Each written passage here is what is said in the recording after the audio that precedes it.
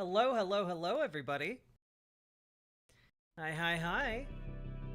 We're gonna be streaming some Dork Souls 2 in a minute.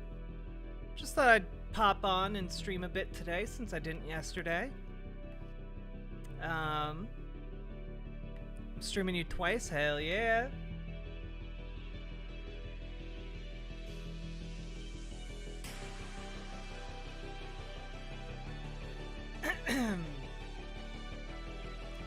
Just trying to figure out if we're gonna have any other content today.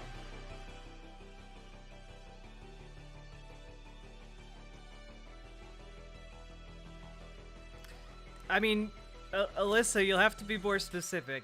There are a lot of Alyssas in my life. Hey, Gamer G.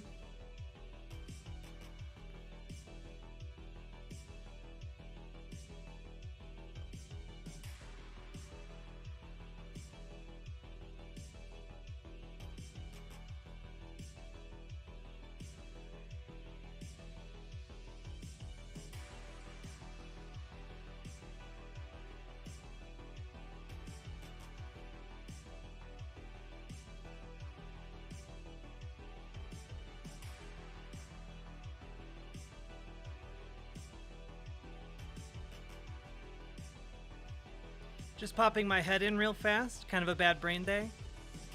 Understandable. Thanks, Alyssa. Just pop. Oh, yeah. Hope you have a better brain day. I'm having a very dysphoric brain day, so I feel you. Hey, Neuron. Hello, Gamer G. Hello, BFT. How we all doing?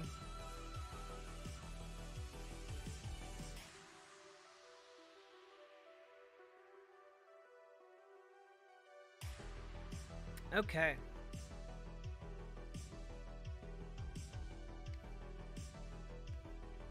Hey, Baked Riemann Zeta. How are you doing? Playing more Advanced Wars Remake? God, wish that were me. Ah! Okay.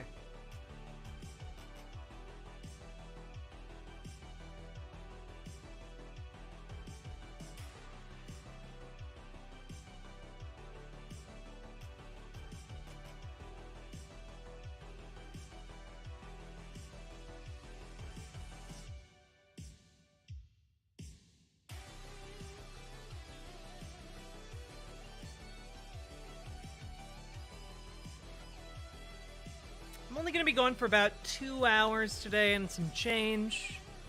So we're just chilling. Playing 7 Days to Die, waiting for the night to end.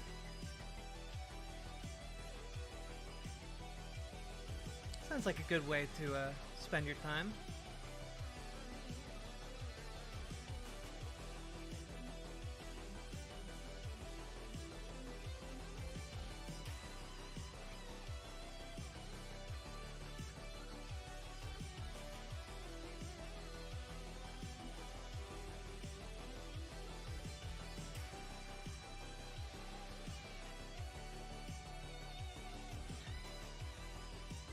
Hey, Anonymous.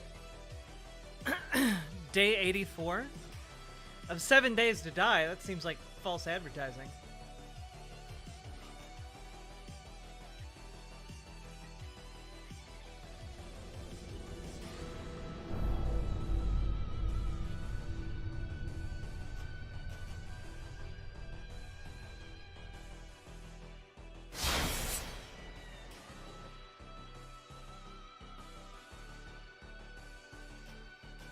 We play on super easy mode? Well, okay, but my lawyer team is in the wings.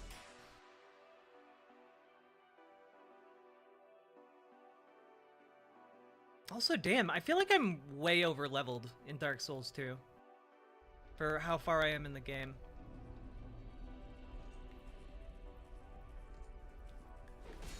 Oh, come on. Why are you being like that?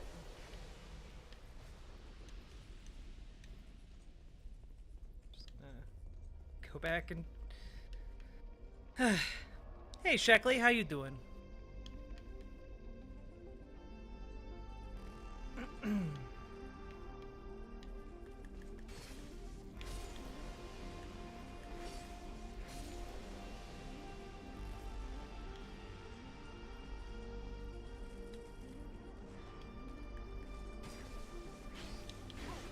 Oh, come on.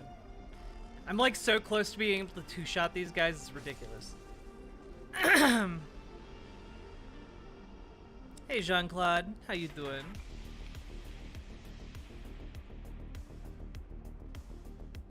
Oh, hello, sir. Okay, you sit down. Sit the F down.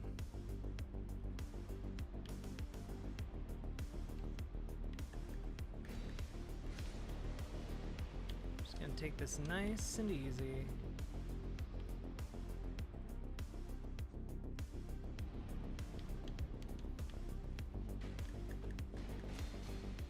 What? Did I take damage from that? That's ridiculous.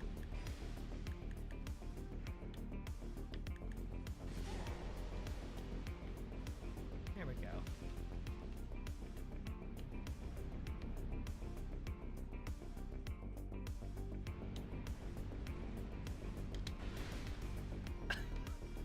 Well, I got where I wanted to go anyway. God damn it. God damn it. God damn it.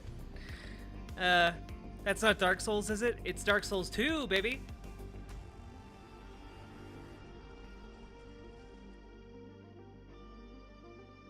Working hard on that Harry Potter stuff right now. Holy shit. Isn't that one of the most amazing segments I've ever done? Nindrine. Like, that does need to be on YouTube. I think it will do very, very well. It's the sequel then? Yeah, that's why the stream title says Dark Souls 2.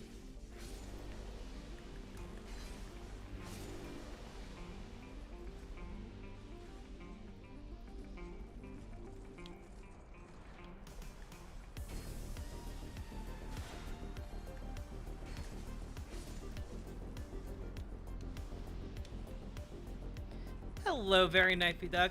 Yeah, I wanted to actually, like, the last time I wore this outfit, it wasn't like a real outfit, you know? I was just kind of trying on the top to see if it worked on stream.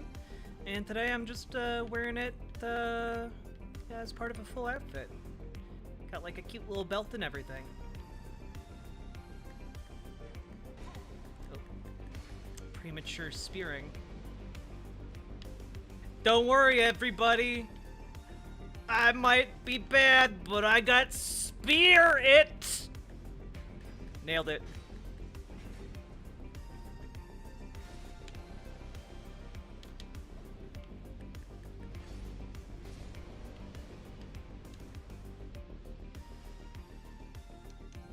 You know, it's a good stream when the shoulders are showing. I don't know about that. I don't really have any content today.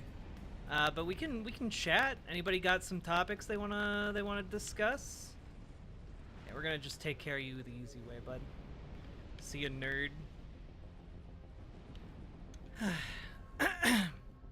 I've been to Croatia last year. How was Croatia? I've heard it's beautiful. I am proven. What?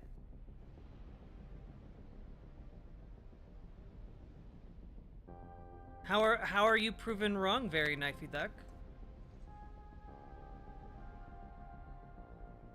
Did I suddenly make the stream bad? Did I make a mistake?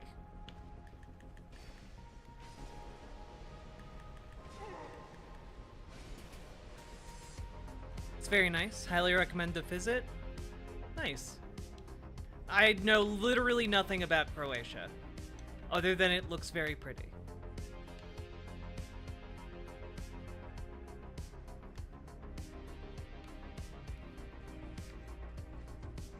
Nope.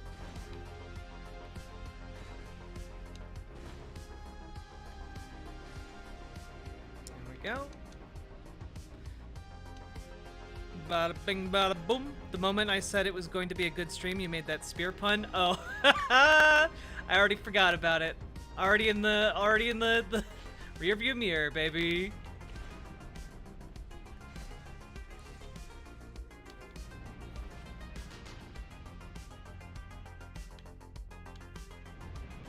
Oh yeah, I died with so many souls right on top of this body. This room sucks. Isn't there a ladder? There was a ladder in here. Am I wrong? Oh god!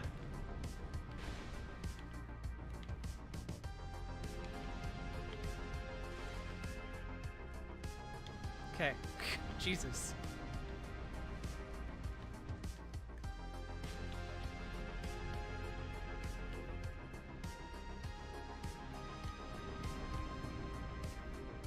Oh wait, the ladder was right in front of me. I'm a dumby. Yeah, there it is. All right. You're just on point. Thank you. It will. I want to find some royalty-free, more epic music to put under it. Yeah, apparently some of the music that I used that said it was royalty-free was incorrect.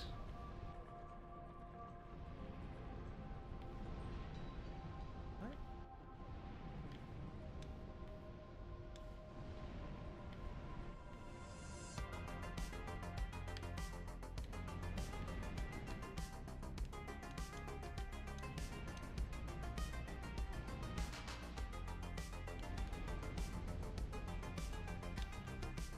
Yeah, some of the music I used was not royalty-free. It lied to me.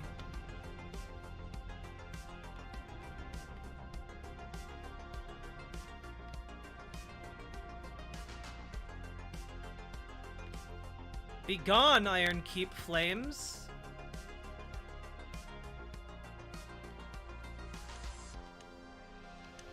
Also, I'm gonna join the Sunbro. It's okay, Nindrine. Once it's in a segment, like, the YouTube editor can do, like, its sloppy job, and it won't be perfect, but it'll be okay.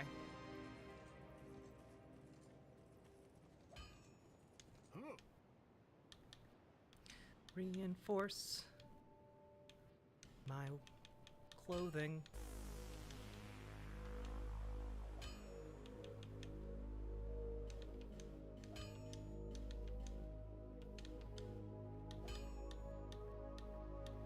I don't even know why I bother, like, reinforcing armor in any of these early games. It doesn't do anything. It's like a huge waste of resources. Hey, very knifey duck. Congrats, congrats on getting back here. I hurt my jaw chewing a jawbreaker. Why did nobody warn me you're not supposed to chew them? All-seeing dude. You were all-seeing, and yet you couldn't see that coming.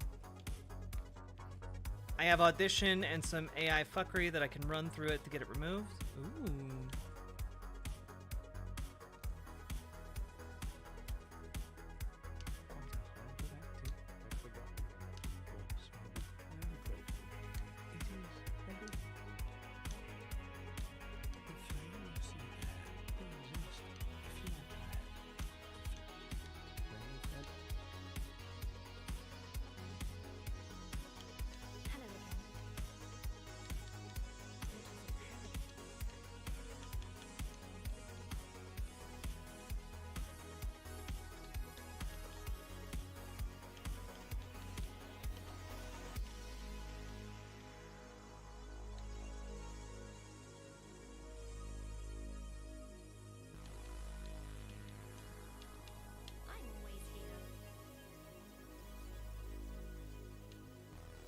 Also, is there, like, lore that goes with the whole Dark Souls thing? Oh my god.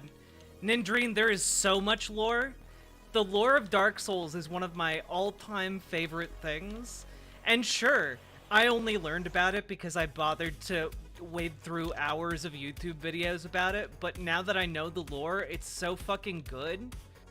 It's so fucking good and so fucking cool. Like, legitimately, Dark Souls and its culmination in Dark Souls 3, Ringed City DLC is some of the coolest shit in video games.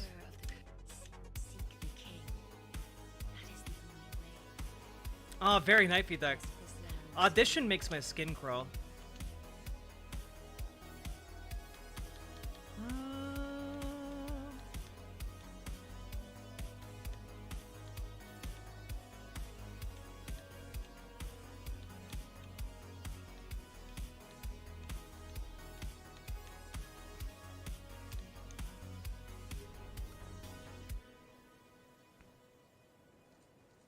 Oh, huh? Okay, you know what? You know what? Fuck it. Fuck it. We're gonna watch VaatiVidya. One of my favorite Dork Souls channels on lore. The lore. Sorry. Right now? Right now?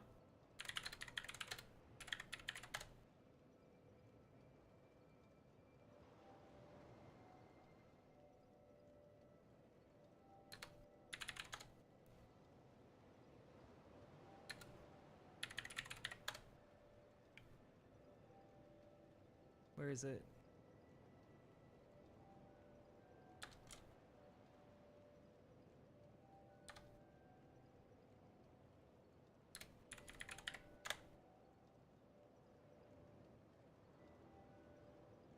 Come on.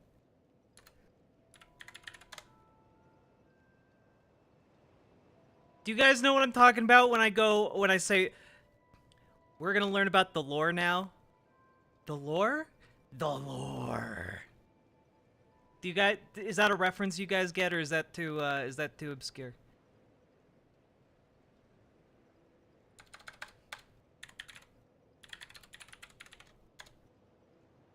Okay, wait.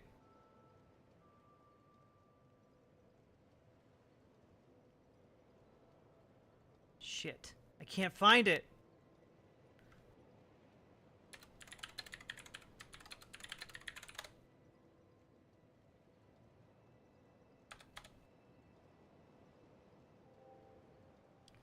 Ugh, this should have been so much easier to find.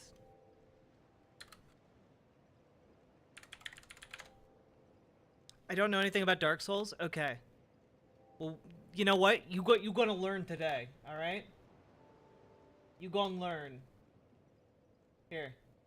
We're gonna start... Pinwheel the Necromancer, who... We're gonna start... with...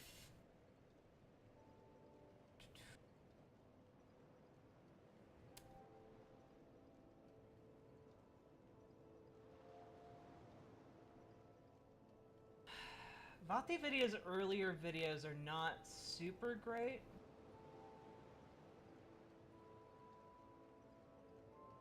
We need the remastered ones. That's what we need. Playlists.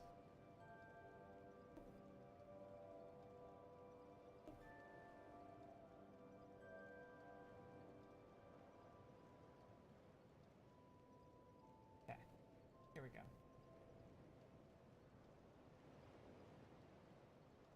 In Gwyn's Age of Fire, there were 4 knights who distinguished themselves above all others.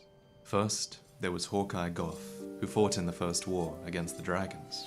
He exulted in the thrill of the hunt, plucking dragons out of the sky with his enormous greatbow. Ursa Moon, hello. Soon, the only dragons couldn't find the left meme, I'm sorry. were in his memories, which he revisited endlessly. Fighting on the ground was Ornstein, the dragon slayer. Okay, wait. Before we get too into this, okay? I'm gonna tell you the overview of Dark Souls lore, okay? And this is basically the core lore for all 3 games, all right? So, in the beginning, there were eternal dragons that just kind of like maintained this kind of gray status quo, right? But then, basically, the beings and people who existed at that time discovered this mystical flame. These shards of souls, and these great souls were used to basically bring about an age of fire, right? And so, in this age of fire, the beings who found these souls became gods, and the first among them was Lord Gwyn.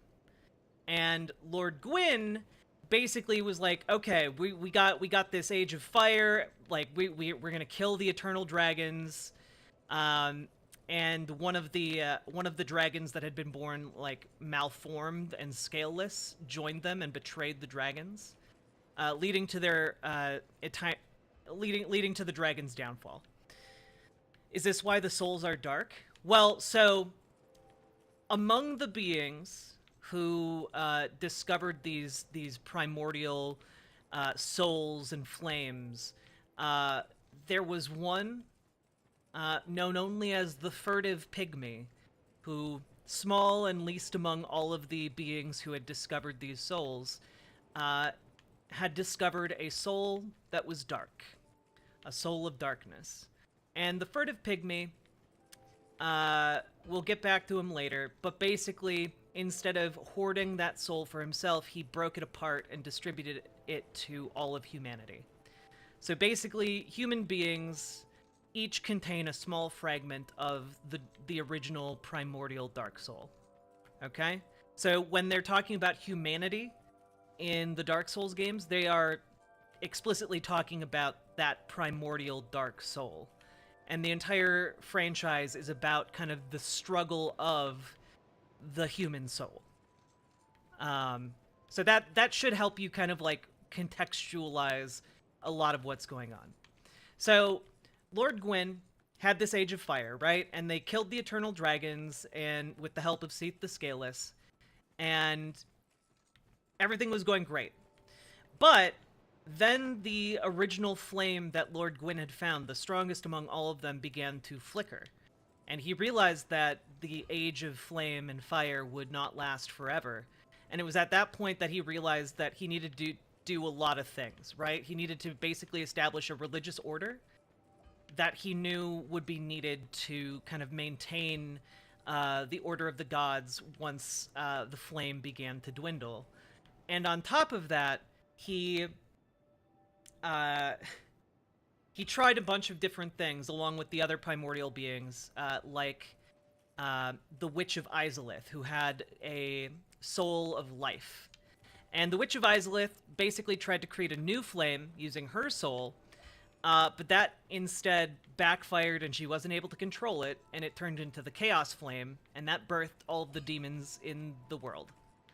And it also, like, consumed her and all of her children, with the exception of, like, 2. Then you had Lord Nito, who was the Lord of the Dead, and he basically just kind of fucked off and was doing his own thing, basically being happy about killing stuff. And Lord Gwyn kind of was in a bit of a conundrum, because he wanted his age to go on forever, he wanted his prosperity and the disparity that favored him to be perpetuated for all time, so he basically fucked over humanity. And he bequeathed unto humanity a curse. And that curse branded certain humans throughout time with a circular brand called the Dark Sign. And the Dark Sign condemned that person to basically become immortal, meaning that they could be killed and then they would rise again. Killed, rise again, killed, rise again. And that's the kind of being your player character is in the first 2 games. And this cycle was brought about specifically to kind of trap humanity into a cycle of gathering up the shards of humanity from their fellow beings, in order to fuel the Gwyn's first flame. So basically, Gwyn's solution to the flickering and the coming end of the first flame was anytime the fire began to sputter and grow low, human beings would be arbitrarily called upon to go about slaughtering each other and gathering up shards of humanity and souls in order to reignite the flame and keep it burning for longer. Okay? So, what ended up happening is that a whole religious order came about, basically shunning the those who are branded with the dark sign, basically ensuring that they would be sent off and run out of the civilized human world to a specific place on the map, a place called Lordran in the first game. And the difficulty here is that while you can't die when you are branded with the dark sign, you can lose all sense of self.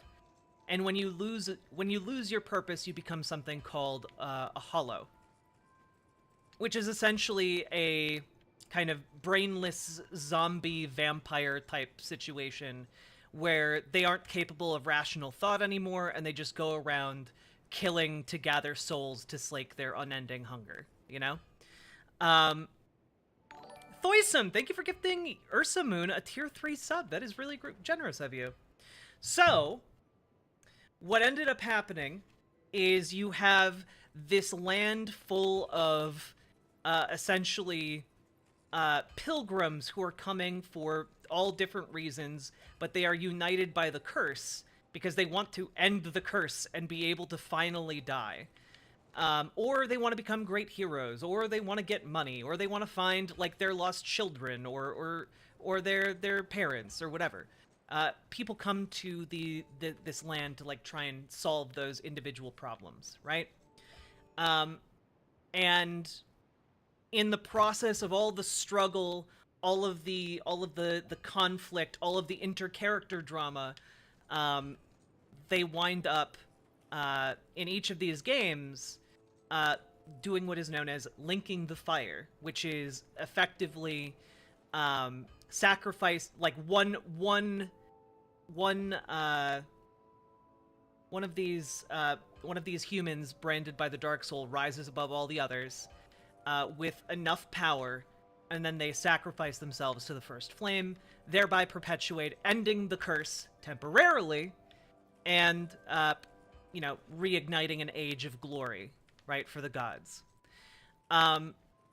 However, the very first sacrifice to kind of set this age of sacrifice and service into motion was Lord Gwyn himself.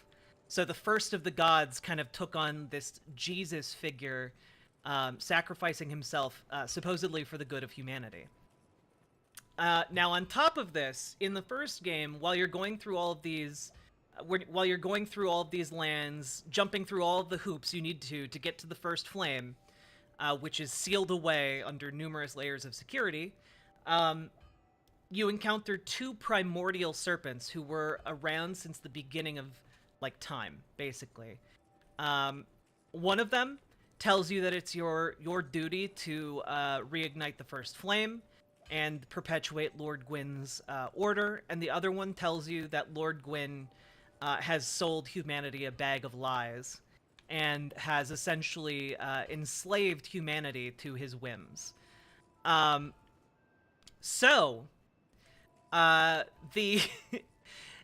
There are always, in all of the games, multiple endings, and in one of those endings, you can walk away from the First Flame and let it dwindle into dark.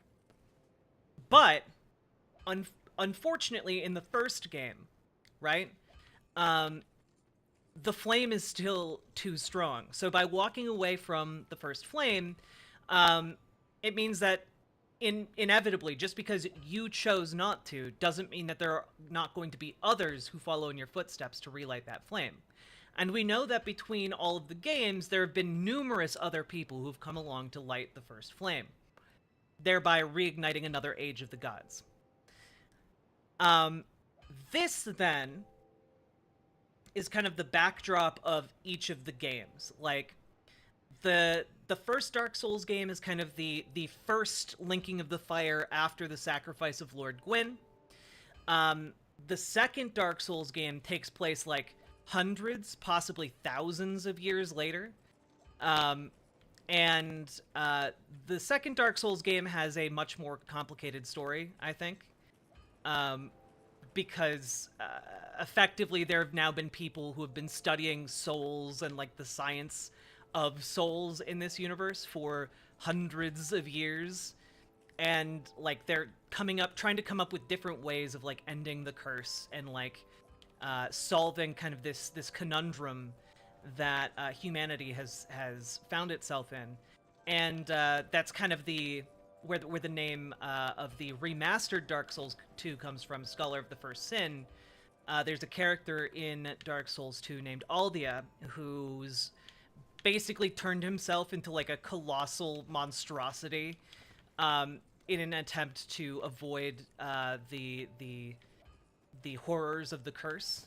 And he provides basically a lot of lore dump, but his contention is that the first sin was Lord Gwyn and his Age of Fire. And finally, in the third game, you become you come to a point in the Dark Souls timeline where the flame has been rekindled so many different times that it no longer takes just one powerful soul to relight the flame. It takes like four or five. And on top of that, everything is just kind of coated in ash, to the extent that your main character in Dark Souls 3 isn't even an undead anymore, isn't even an undead human. Instead, they are like a congealed homunculus of the ash of previous heroes who have attempted to link the flame, come together to create a new being. And that new being is what precisely allows you to possibly be the one who breaks this cycle. It's a really amazingly well thought out central premise for lore in these games, and the stories that go on interspersed amongst this wider lore arc are frankly also incredible. Additionally, there's also, I haven't even touched on this, but there is a force known as the Abyss, and the Abyss is kind of this encroaching darkness created by the flickering of the first flame, combined with kind of the almost like a karmic backlash of dark, like dark as a concept, you know? So it is a complicated game, and I just gave you kind of like the spoon-fed, like very, very much curtailed version of it. And when we talk about the Abyss, there is one character known in the entire franchise for having successfully fought back the Abyss, and his name is Artorias, the Abyss Walker, and we're going to learn about his story right now. He was one of the 4 legendary Knights of Gwyn, basically knights sworn to Gwyn's service and his religious cause, and yeah, we're going to learn about it right now while I go defeat a boss. In Gwyn's Age of Fire, there were 4 knights who distinguished themselves above all others. First, there was Hawkeye Goth, who fought in the First War against the dragons. He exulted in the thrill of the hunt, plucking dragons out of the sky with his enormous greatbow. Oh, and I Soon, read... the only dragons left... Oh, and I like to read Dark Souls as an inherently anti-capitalist message, because it deals entirely with the accumulation of wealth, i.e. souls, in the hands of a select few, and how that leads to decadence, decay, and exploitation, and how that cycle is not inherently sustainable. And I think that it works really, really well as an analog for capitalism. Anyway, moving on. Left were in his memories, which he revisited endlessly. Fighting on the ground was Ornstein, the dragon slayer. He wielded a long, lightning cross spear that could be stamped deep into a stone dragon's hide. Its curious design went on to remind many of an exiled god of war, though none of them dared to speak his name. And then there was Kiran, whose talents differed considerably from the previous two. A stealthy assassin, she would have been no match for dragons, and so she must have killed for Gwyn in the Age of Fire to follow. She dazzled her foes with streaks of gold in the night, and then stung with the vicious poison of her silver tracer. But in the Age of Man to come, none were as well equipped as the great knight Artorias. For nothing, not dragons, nor disunity, nor even his enemies, frightened Gwyn like the dark. The dark soul of man filled the Lord of Light with fear, for one day, Gwyn knew, the fire would fade, and humanity would inherit the world. His world. So while he still had time and power, Gwyn began to rig the world in his favor. Mankind had stood amongst those who set out to slay the ancient dragons, and, as if in thanks, Gwyn bestowed upon pygmies and men the Ringed City, an enormous, gilded city located at World's End. The walls were as tall as mountains, and above them soared Midir, an immortal archdragon that was raised by the gods. Below slumbered Gwyn's youngest daughter, the Princess Filianor, a woman of enormous faith and power, who Gwyn gave up to protect the pygmies until the very end of the world. And at first glance, you might think these acts benevolent, you might think they were kind, but in the end, it was just a trick of the light. The walls were not for protection. The dragon had an eternal duty to battle the dark, and Gwyn's daughter, Filianor, would never see her father again.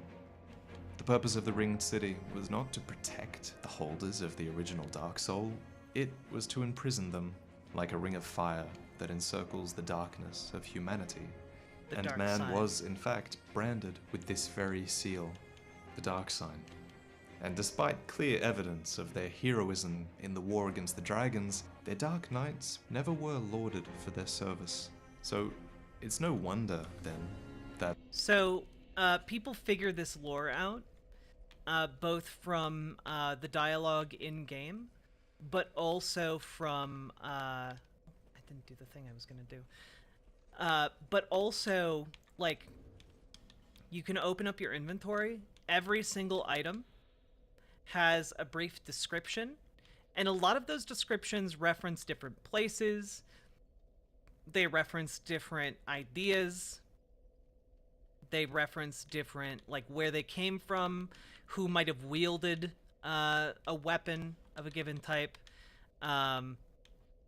Also, the placement of the items often tells you a lot about who was using it and why.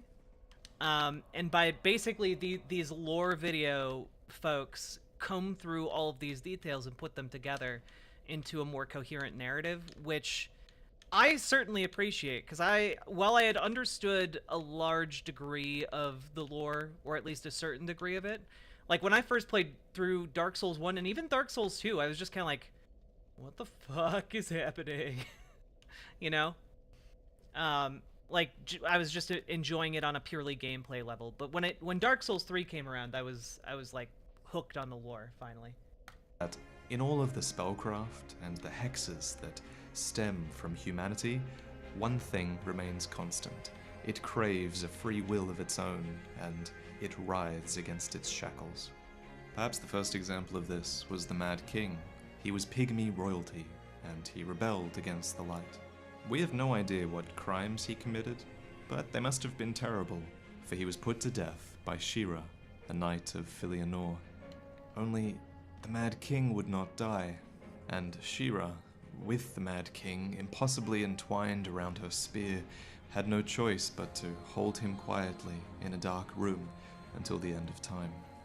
There were, of course, other human cities outside of the Ringed City. One such example was the Dark City of New Londo, which was governed by 4 human kings and protected by Knights of the Dark Blade. The kings were renowned for their foresight, and they even had fragments of Gwyn's very own soul bestowed upon them, so that they could better govern their people. Of course, this too was another trick of the light, for what lies at the top of New Londo but Firelink Shrine, a place of undead sacrifice to Gwyn's Age of Fire. So no human city was permitted to flourish without a clear benefit to the Age of Fire. and there was no better example of this than another human city called Oolacile, which was the golden land of light sorceries. Light, it turns out, can be manipulated to foster illusions. It can hide your intentions, it can even mess with the fabric of time. And spells of this nature would be of great value to the gods in the coming years, so Oolacile flourished, an exemplary city for Gwyn's pantheon, because it was proof that humanity could be taught to serve their interests. And so it was that a group of missionaries from Oolacile embarked upon the Ringed City, perhaps to preach and reinforce the power of the light in this dark city. One of these missionaries was called Half-Light, and he was a talented individual who was wielding the powerful artifacts of his homeland. He would go on to earn the favor of Filianor, and he would even earn the legendary dragon weapon of Medea. So it was no surprise that Half-Light elected to stay behind, becoming the last recorded spear of the church. And just as Half-Light visited the Ringed City and even stayed behind, the reverse was also true of a certain pygmy from the Ringed City. This pygmy's name was Manus, and while we know nothing about the nature of his visit to Oolacile, we do know one thing: he died there, and the body of primeval man, of Manus, was put to rest far, far beneath the city itself, out of the light and out of mind. We don't know much about Manus, and a lot is left to the imagination. What we do know is that he was a pygmy far from home. He was a part of a race that Gwyn was doing everything in his power to suppress, and when you think on Manus's fate, it's kind of hard to imagine that Gwyn didn't have a hand in it, especially since Gwyn had an order of assassins, the Lord's Blades, in his employ. Yep. The leader of the Lord's Blades was Kiran, the Hornet. It stated that she laid waste to Gwyn's enemies, and of course, there's no proof that the Lord's Blades actually killed Manus, but you could also argue that that's rather the point of assassins, isn't it? That's Whatever because the case, player the kills tide Manus. was turning. Mankind was struggling against the world order, and even New Londo, which was once a haven for undead, had turned into a hideous spawning ground for the Abyss and its dark wraiths. At the heart of this uprising was a serpent named Karth, who swayed the Four Kings and taught its undead knights how to pillage back their humanity. Some descriptions even say the dark wraiths became the most human of all, but to others, the dark wraiths are the enemies of man, and any living thing that has a soul. So as the age of man crept ever closer, yet another Knight of Gwyn appeared, perfectly equipped to face it, the great Knight Artorius. With a greatsword weighted to strike harder against servants of the dark, a great wolf who defined their fighting style, and a covenant with the beasts of the Abyss, Knight Artorius and Sif defiantly faced the worst of mankind. Yet, in the end, the terror that was the Dark Wraiths could only be stifled with the sacrifice of their entire city. Such was the power of their Four Kings and the resilience of their Abyss. Luckily for Gwyn, such a safety measure had been put in place years ago, and so the sealers of New Londo watched stoically as water rushed into the city and thousands of innocents died by their hand. The entire city was sacrificed to contain them, for that is how great a threat they were. But while Gwyn did manage to put the New Londo threat on hold, no one was prepared for the outbreak in Oolacile. I imagine when they figured out that a primeval human was buried beneath their very city, the temptation must have been too great to resist. Believe it or not, Oolacile has brought the Abyss upon itself, fooled by that toothy serpent. They upturned the grave of primeval man and incited his ornery wrath. What could they have been thinking? Like the mad pygmy king before him, Manus rejected death, and he was as far from peace as could be.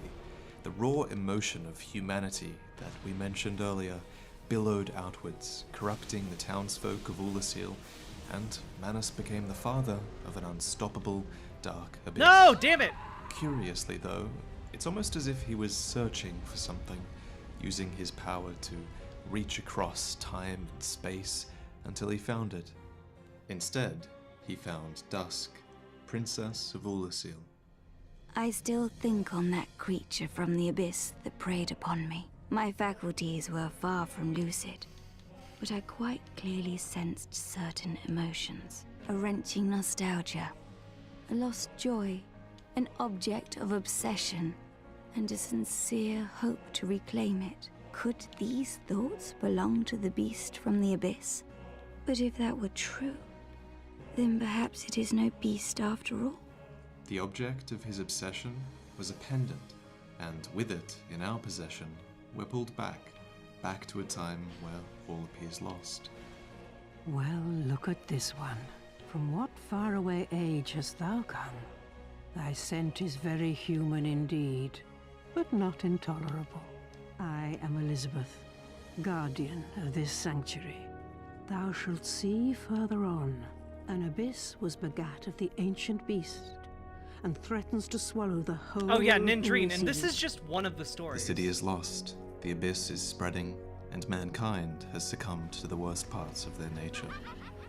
When Gwyn heard of Manus and his abyss, Artorius must have been the first one sent to deal What? with the threat. Okay. He was, after all, the best equipped. But fighting dark wraiths is considerably different to the power of primeval man. So Artorius was bested and was forced to retreat. Beset by the abyss, the final act of Artorius was to protect his companion.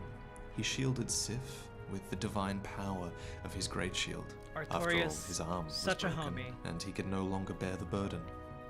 Then Artorius himself was overcome. All of you, forgive me, for I have availed you nothing. Knight Artorius came to stop this, but such a hero has nary a murmur of dark. Without doubt he will be swallowed by the abyss, overcome by its utter blackness. Indeed, the abyss may be unstoppable. All was lost, and yet strangely, soon after the spread of the abyss was actually halted, and Princess Dusk of Ulasil miraculously wandered out of the abyss.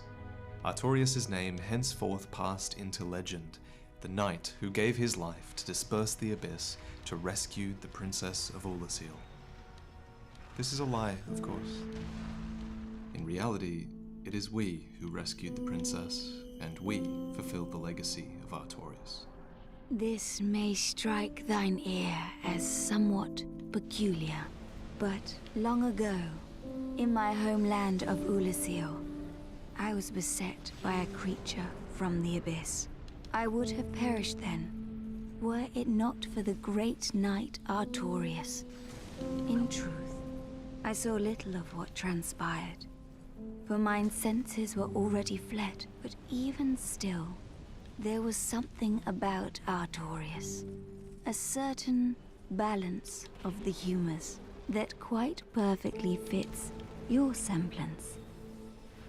Heavens, could it be that? With this, Manus' suffering has ended. But Manus wasn't the only corruption of the abyss that we killed in Ulasil. There was also Artorius. The legend of Artorius is a lie. He did not vanquish the father of the abyss.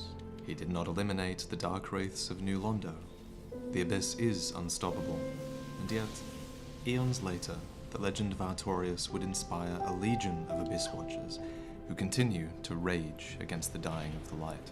Yes, the abyss is unstoppable, but they fight nonetheless. Damn it! Even in this state, notice that Artorius continues to seek out and kill corruptions of humanity. He's still in there somewhere, but his legend can only live on with his death.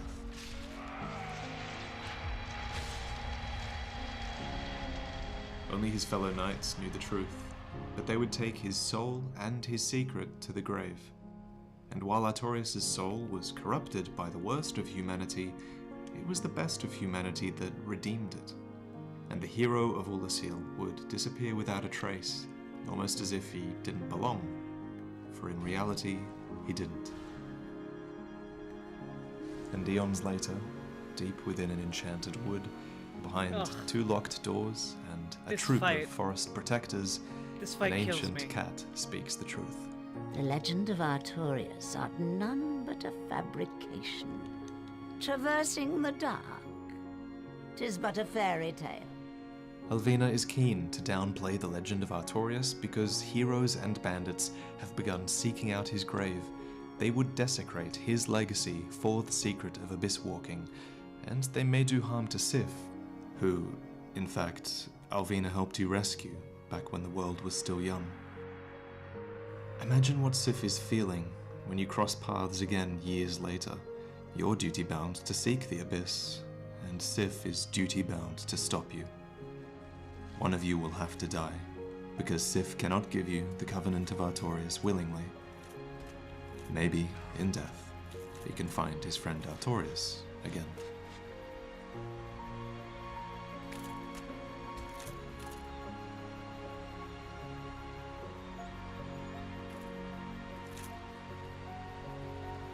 I'm not crying, you're crying.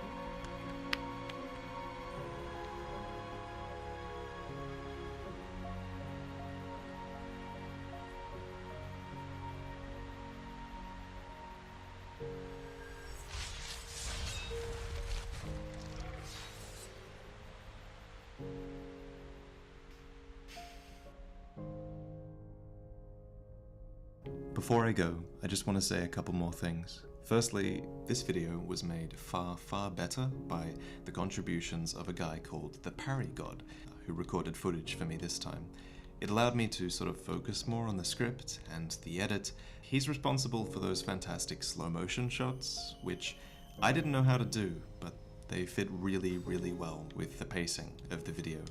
So do me a favor and please go watch his cinematic short film on Dark Souls 3, because it's inspiring stuff. He's just getting his channel started, and his upcoming work is really well worth your subscription, in my opinion. And this is an appropriate video to shout out somebody else's channel in, because all those years ago, this video, Prepare to Cry, Artorias, this was the story I decided to tell for the first time, and this is the video that got my channel started, so being able to work on this again after everything I've learned was really special for me, and I really appreciate that you watched it all the way through. I hope you enjoyed it, and I'll see you next time.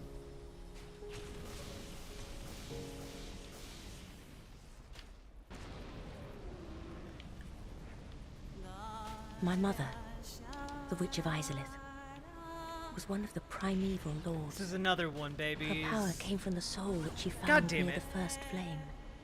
She focused this power to light a flame of her own. But she failed to control it.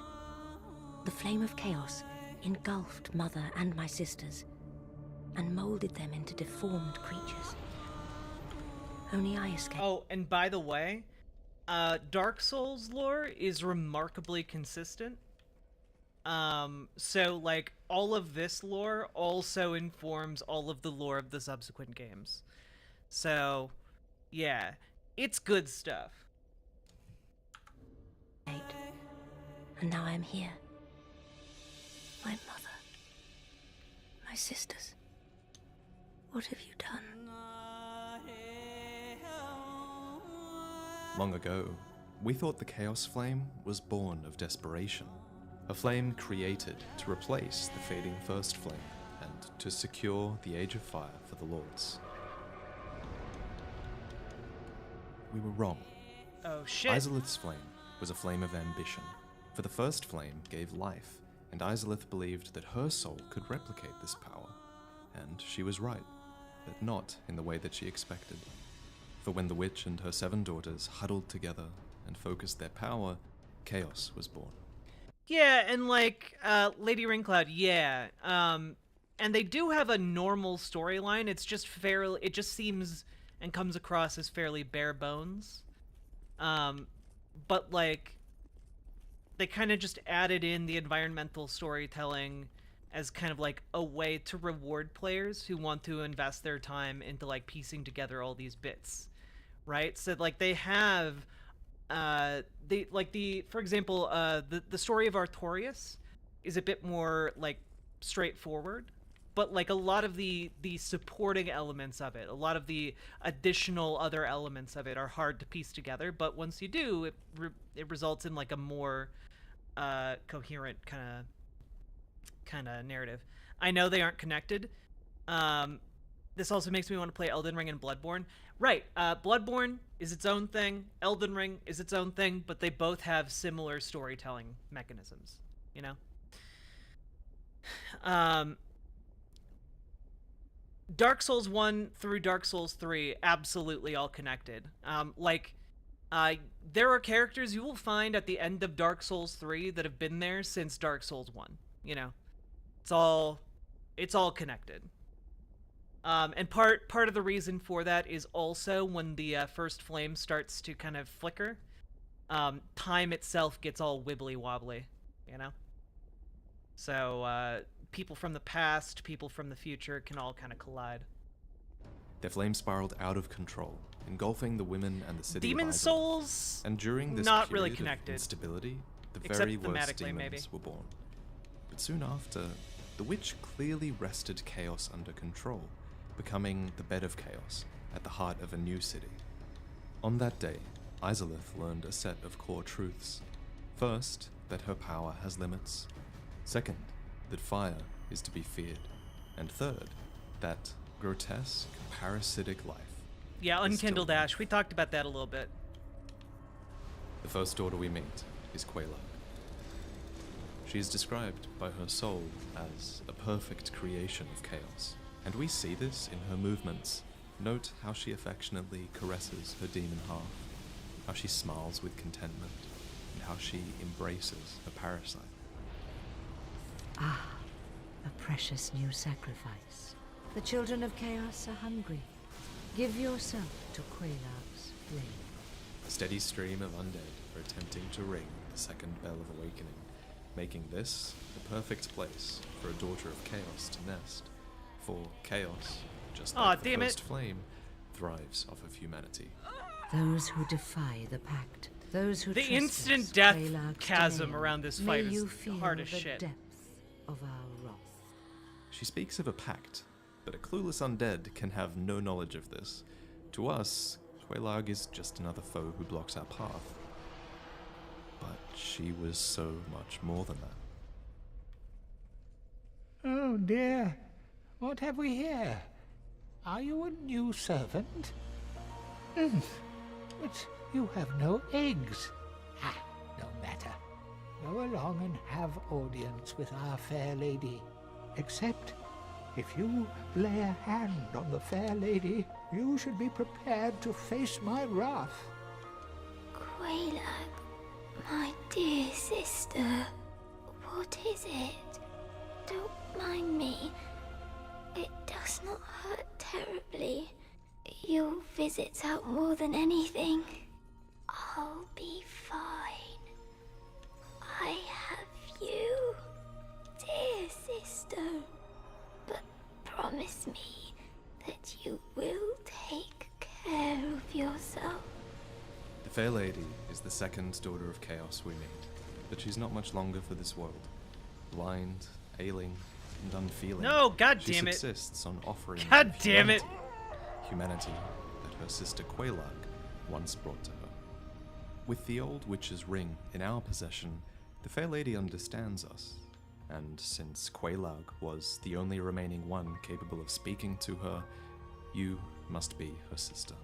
You know, I still remember your beautiful, silky face. If only I could gaze upon it once more. Is something troubling you? Please, sister, do not cry. I am happy, really. I have you, don't I? You speak the tongue of the fair lady? In all honesty, I am envious. What comfort can I offer without speaking her tongue? This egg-burdened This undead real was voice once a acting? renowned Yeah. pyromancer. He developed spells of toxic and poison mist, which are considered to be terrible heretical spells.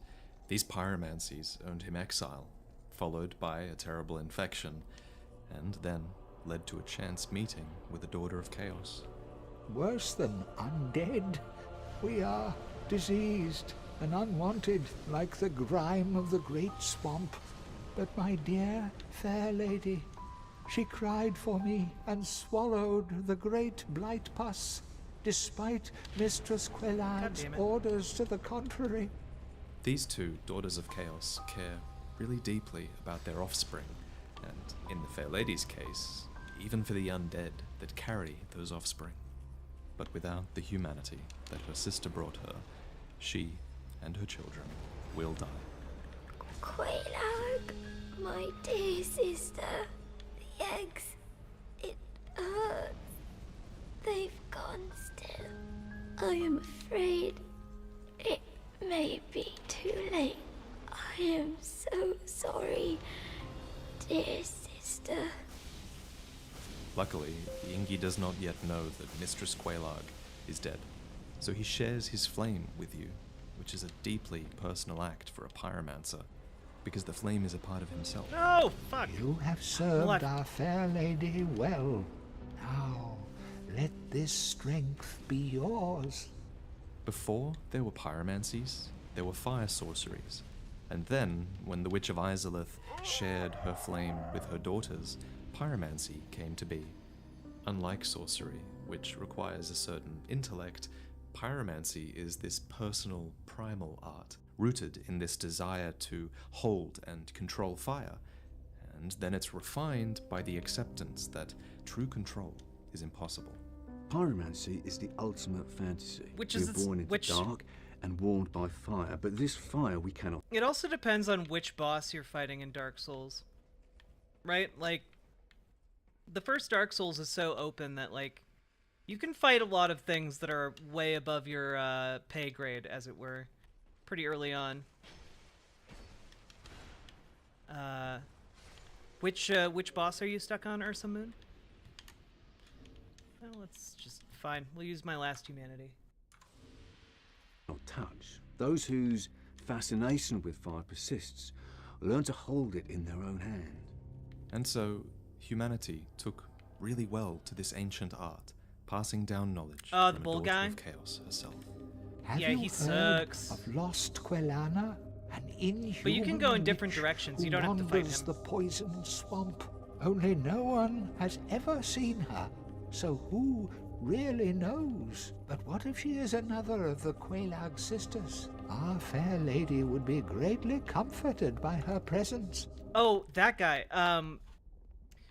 Pro tip, right when you go into the boss arena, on the bridge to the, like, on the part of the bridge to the right, you can climb up, and there are two guys with crossbows up there. You kill them, then you go and trigger the boss fight, run back to that ladder, climb up, drop down on top of him, and do a like falling attack on top of him, and it will chunk him really, really good. And that should help you so much. And then you can just run back to the other side of the bridge once he catches up with you. Run back to the ladder, rinse and repeat. Helps a lot. Good luck. A mere undead, yet you can see me. Fascinating. I am Quelana of Izalith. I am not often revealed to walkers of flesh. You have a gift. Are you too one who seeks my pyromancy? Quelana is the eldest daughter of chaos, and she's the furthest one from home. It's thanks to her that mankind became so attuned to pyromancy. Pyromancy is the art of invoking and manipulating fire. But remember one thing. Always fear the flame, lest you be devoured by it and lose yourself. I would hate to see that happen again. Interestingly, Quelana refuses to teach the chaos pyromancy of her homeland, instead opting for the more refined pyromancies to come. Fire Whip, an effort to control that which cannot be controlled. Oh. Firestorm, which displays the indiscriminate horror of flame. And, perhaps most importantly, Rapport, an advanced spell of Quelana that uses fire to lure the living, making them a temporary ally. I have a favor to ask. I abandoned my mother and sisters and fled to this land. But my mother and sisters have been in anguish since. I beseech you, free mother and my sisters from the flame of chaos. I cannot do it myself. I lack the strength and the bravery. But you... And now we win. Asking. Huzzah! Huzzah! Please, Huzzah! free their poor souls. Mother's ambitions were misguided, no doubt. But surely 1,000 years of atonement is enough. Quelana believes her family has been in penance for 1,000 years, and that death would be their only comfort. But is this true? Will you take the word of a woman who's afraid to face her own demons? The Flame of Chaos is not as evil as Quelana would have you believe. First try, How baby. could it be? When it motivated an entire developed civilization. Izalith's architecture is inspired by chaos. Its first demons are considered priests. The Capra is capable of taming animals. There were embers of chaos used for smithing. There is a written language, a spoken language. This is not really a place that was ruined because of chaos. It's a place that became defined by it. And it's all thanks to Mother Izalith. If it was Izalith's goal to create a flame of life, then she succeeded. For two younger sisters and the mother can be found in the depths of Izalith at its lowest point where demons are born. This seedbed of life is called the Bed of Chaos. It's actually comprised of 3 family members. Flanking on the sides are 2 enchanted, fleshy mounds connected to the center with staves. Staves that look awfully like the Izalith staff seen in the beginning, where 2 sisters flank the mother in the center, which makes the center of the Bed of Chaos Mother Izalith herself. Her control is evident by virtue of our ability to undo it, because if you take out a sister on the side, then the heart of chaos breaks free. So, if chaos was under control, what happened to Izalith? Well, war. Despite Izalith's aid in Gwyn's war against the dragons, the Lord of Light turned his ire to the creatures of chaos. Did he feel threatened by these monsters? Did he consider chaos to be this affront to the integrity of divine flame? Oh. It's impossible. Bread into toast. Thank you. Wait, why is the alert not going? Wait a minute. Wait a minute.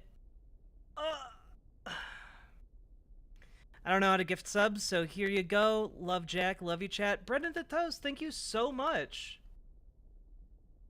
I appreciate that. Thank you.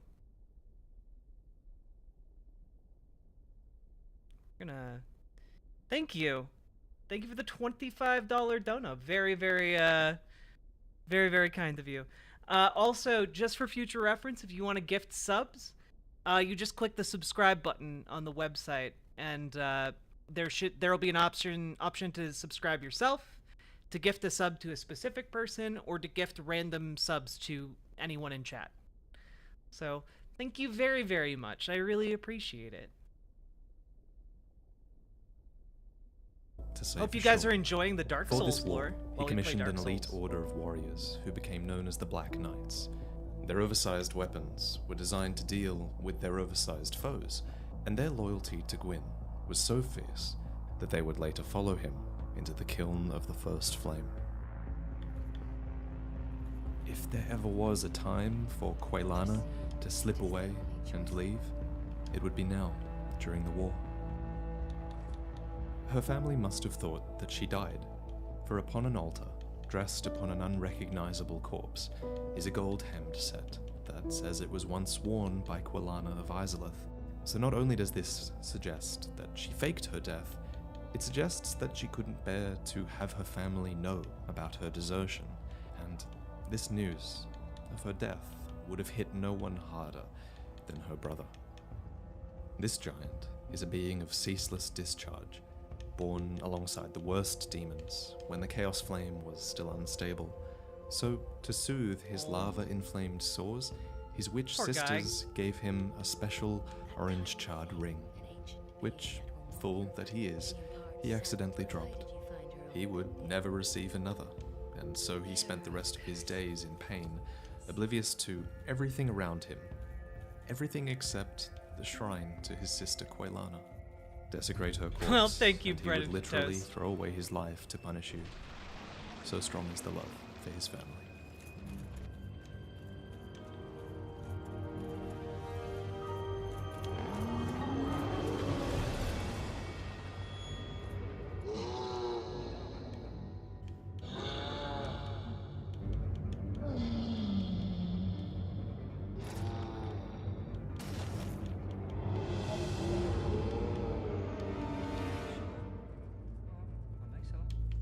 Leaving her family may well have been the worst decision Quelana could have made, for, in a move that she could not have predicted, Gwyn stopped short of annihilating the demons entirely.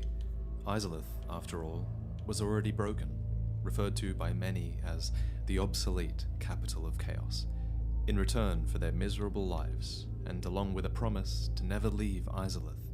It appears that Gwyn received a swarm of demonic troops for his own army.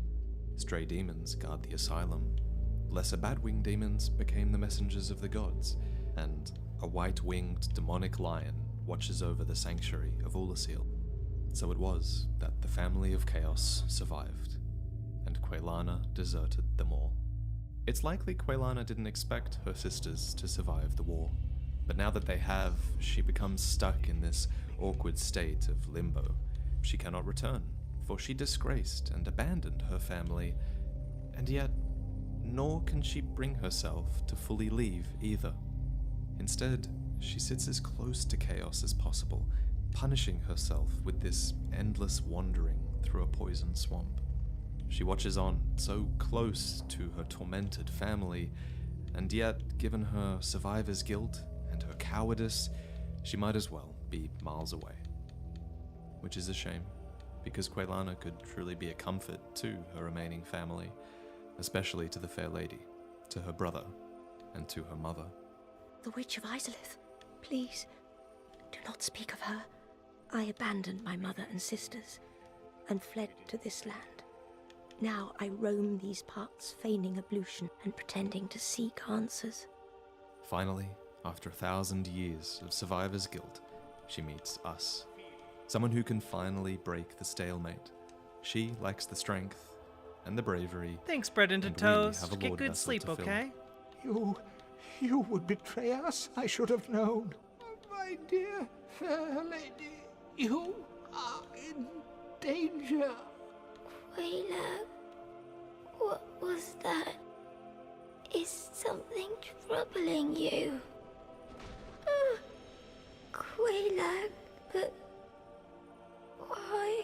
Why, you monster! The fair lady! What have you done? What have you done? Ah!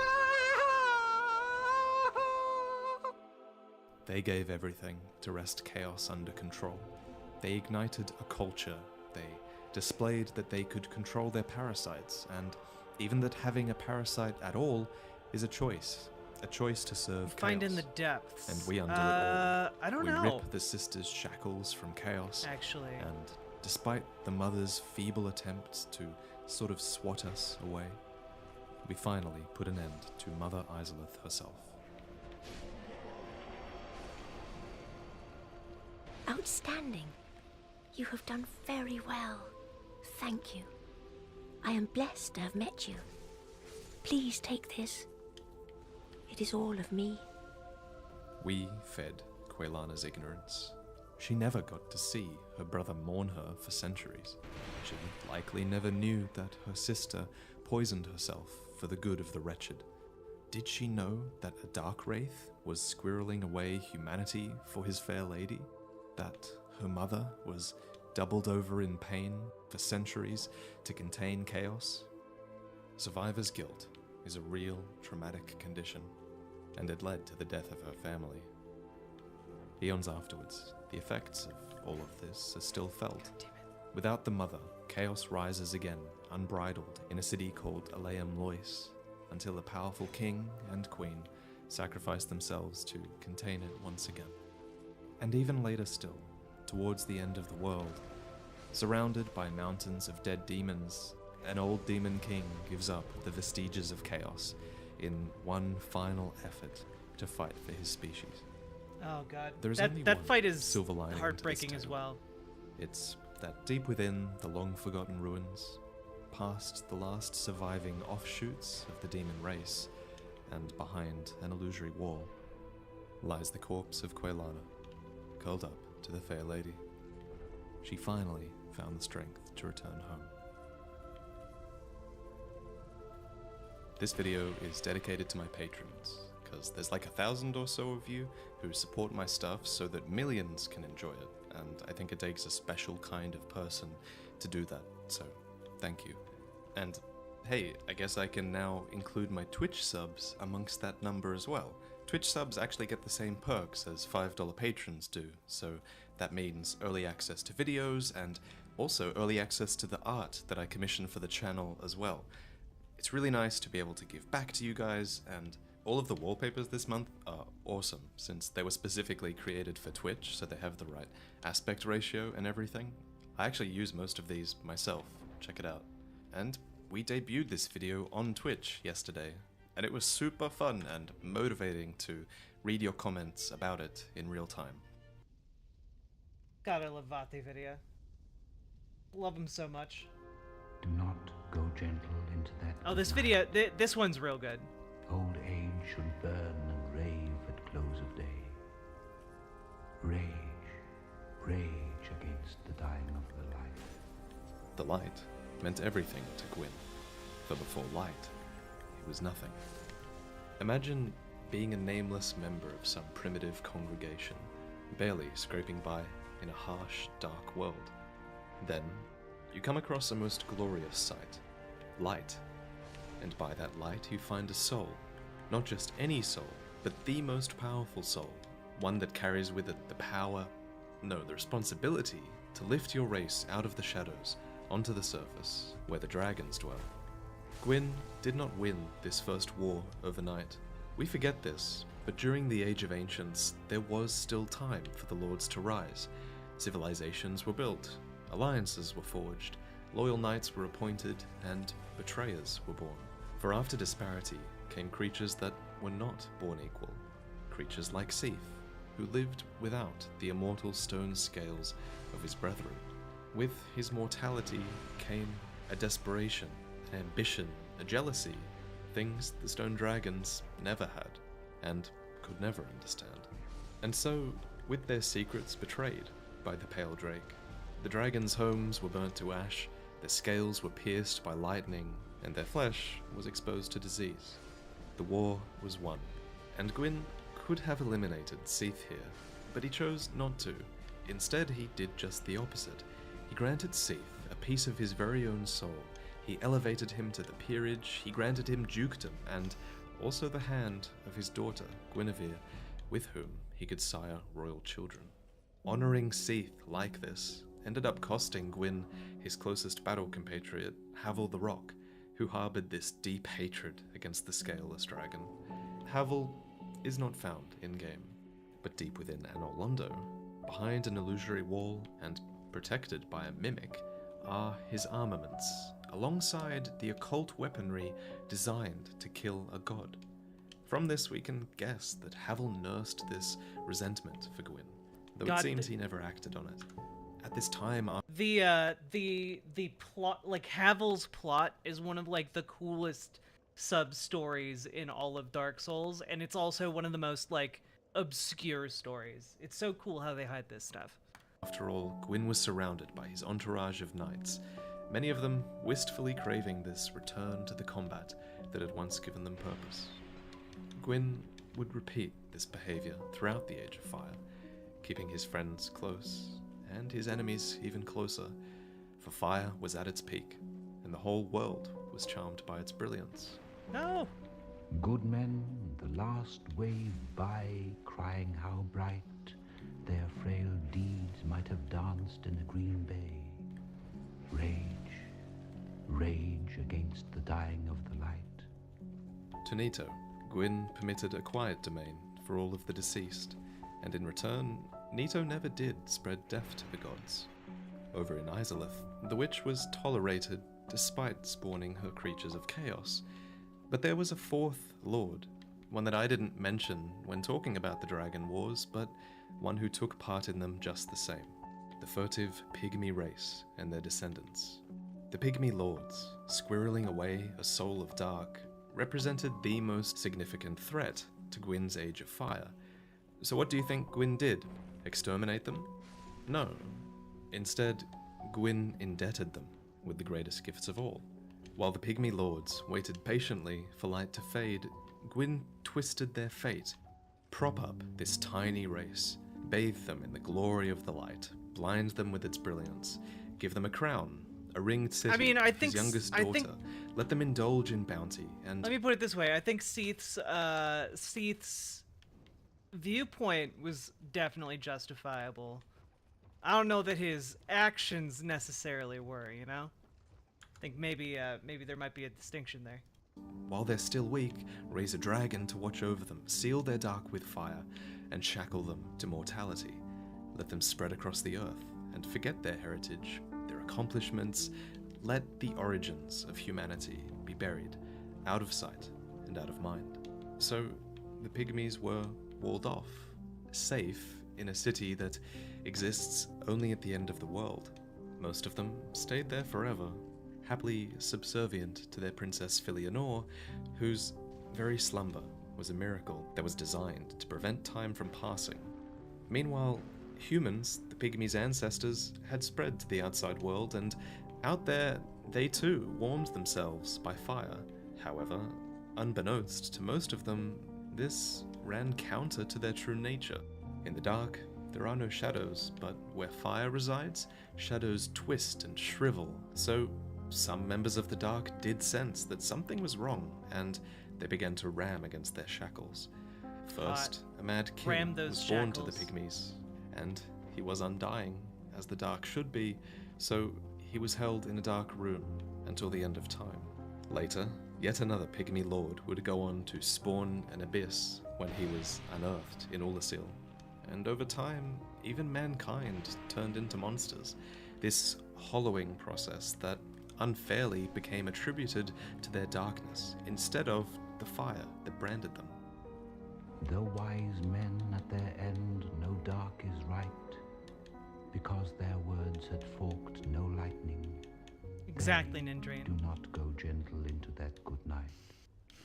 Gwyn's favored tool of control was the church, something he had used to great effect already in the Ringed City, and he would use it again now to indoctrinate the people of the wider world. Gwyn the White was their deity of worship, and Lloyd the Grey was at its head, acting as a sort of intermediary between gods and humans. They framed undeath as a terrible sin, and so the undead became the subjects of undead hunts, led by cleric knights charged to cleanse the unholy. And if such a cleric, God forbid, actually became undead themselves, then there was a solution to that too. Such ironically cursed humans were shipped off to Lordran and given a new holy mission: retrieve the Rite of Kindling from the deadly catacombs. And if you should fail, well, so what? Gwyn had basically dressed up exile for his undead clerics, but one man whose exile he did not spin for once was the banishment of his firstborn son. The Nameless King, god of war and leader of the Sunlight Covenant, had his godhood rescinded after it was discovered that he was fraternizing with dragons. This was something he covered up. In addition, it seems like Gwyn's captain of the guard, Ornstein, went on to leave his post in favor of the Nameless King. And so too, it appears, did Havel, whose knights arise in the Nameless King's defense at Archdragon Peak. A war had been fought in the name of disparity, yet how righteous, truly, was their war against the ancient, unchanging, everlasting dragons when Gwyn himself refused to cede to the natural order?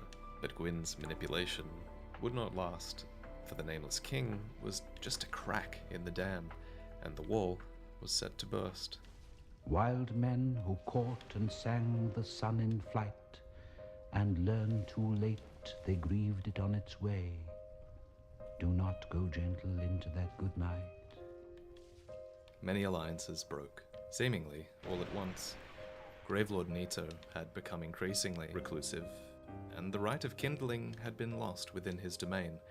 Izalith had defiled flame, and Gwyn's war against her demons had weakened his armies, Seath was trending towards madness. The Way of White had begun to worship Lloyd instead, and there were even whispers that Karth, one of the primordial serpents, had begun speaking the truth about the Pygmy Lords. Gwyn's light was waning. Illusions could keep it alive no longer, and some people waited for a Dark Lord to be born amongst humans. Was Karth right? Was he fighting against the inevitable? Had he found the wrong soul? No. He was Lord Gwyn, august, magnificent, and if he was not yet worthy of worship, then it was because he had not yet made a great enough sacrifice. So Gwyn would link the fire, leave a mark, perform a miracle that was so great, a sacrifice so complete, that it would bring the world back from the brink of darkness. And it worked. Well, too well. Gwyn was consumed, and with his dying breath, utterly defied disparity. The world became cursed, and from this point on, every time an Age of Fire dwindled, the souls of lords would flourish anew, so that it could all play out again. The timeline of Fire had warped. It had turned from a straight line, linked into a circle, becoming this wall containing the rightful Age of Dark until the end of time. Eventually, as the world burned out over and over again, Ash itself would arise, a new being created from 1,000 failures who had tried to link the fire over the years. But Ash did not belong in this world, and honestly, they had more in common with the beings of the Painted World, where all of Fire's discarded things reside. So, they fought for a new purpose, to reunite the Dark Soul, and to paint a new world with it so that they could... How do I feel about Gwyndolin as far as trans representation goes? Gwyndolin is trans, so, like, kudos, but also, it'd be nice if they kind of, like, acknowledged it a bit more. Like, and like, properly gendered Gwyndolin is kind of where I'm at. Like, they don't really do that. They just are like, yeah, he's a really girly man. Tee-hee. Like, that's to me that's kind of what it seems like, you know? And maybe that's like a translation issue or something, but that's what it feels like to me. And they could do better on that front. And I feel the same about Mikola. I feel like they made Mikola a little bit better, like a little bit more explicit. With Saint Trina and the like, but like could still do like make, like, it doesn't have to be like, and Mikola was trans, but like you could do like you know, like born a boy but identified as a girl, you know, like something like that. I'm doing a really bad job because I'm also trying not to die in the depths here. Could escape the ashen wasteland that Gwyn had created. And so, far away, at the very end of the world, one of the first victims of the curse, Slave Knight Gale, hollowed Maybe we'll beyond get more, belief, yeah. also sacrificed himself for a new world, and he did not go gentle into that good night. God, Slave Knight Gale, the biggest Chad in all of Dark Souls. The biggest fucking Chad. Grave men near death who see with blinding sight. Blind eyes could blaze like meteors and be gay. Rage, rage against the dying of the light. And you, my father, there on the sad height, curse, bless me now with your fierce tears, I pray. Do not go gentle into that good night. Rage, rage against the dying of the light. If you're watching this video in the first week of its release, then we have a limited edition print of our new merch design now available below in the description. This time, it's inspired by both Dark Souls and Elden Ring, and it's a new collaboration between myself and Seabot. So, Elden Ring is now said... Two knights, one soul. Siegmeyer and Sigurd of Katarina. The Knights of Dark Souls stand as symbols of their Siegmeyer is also an For absolute instance, Chad. from Oscar and Solaire, we sense the valiant doom of Astora. From Oswald and Lautrec, the grim sects of Karim. Look to Petrus to glimpse the hypocrisy of Tharaland, or to the Lothric Knights for their motif of self-sacrifice. But if I ask you to imagine Katarina, you should think fondly of the place, for Katarina is a land of alcohol and rejoicing, and its knights are jovial and brave. Like its neighbors, Katarina is surely crippled by the undead curse, which dooms the afflicted to endless life and to a hollow fate. But for all of its horrors, undeath affords certain opportunities. Some become motivated to seek out ancient arts, or to indulge absurd obsessions. It's no longer unreasonable to think you could reach the lands of the gods, or trigger ancient prophecies. Your morals become challenged in the face of eternity, and it's likely the ancient gods themselves who left you to this fate. But to Siegmeyer, his curse meant one simple thing: adventure. And one by one, they all learn the limits of the flesh, the limits of want, and while all of them hollow in the end. No, they're not intended to be linked. It's just, no, damn it! Damn to be it! undead Fuck! is to lose yourself, and Damn an it! undead who loses everything Missed the becomes jump. hollow. Rare is the sight of a human in Lordran, for Sieglind only has one life to lose. Despite this, she not only travels halfway across the world to get here, but also manages to traverse the length of Lordran itself, making her an awe-inspiring knight, really. Oh, have you seen my father? You wouldn't miss him. A suit of armor just like mine. Thank goodness. I knew he was here somewhere. Well then, now I must find him. Thanks again, truly. Now if we'll just stay put and keep out of trouble. She's a small part of the life that Siegmeyer left behind, but an undead's memories fade quickly, with the oldest going first. My daughter risked life and limb just to find me, to deliver her mother's last words. And the poor girl's not even undead. Heavens, I never asked her to do that.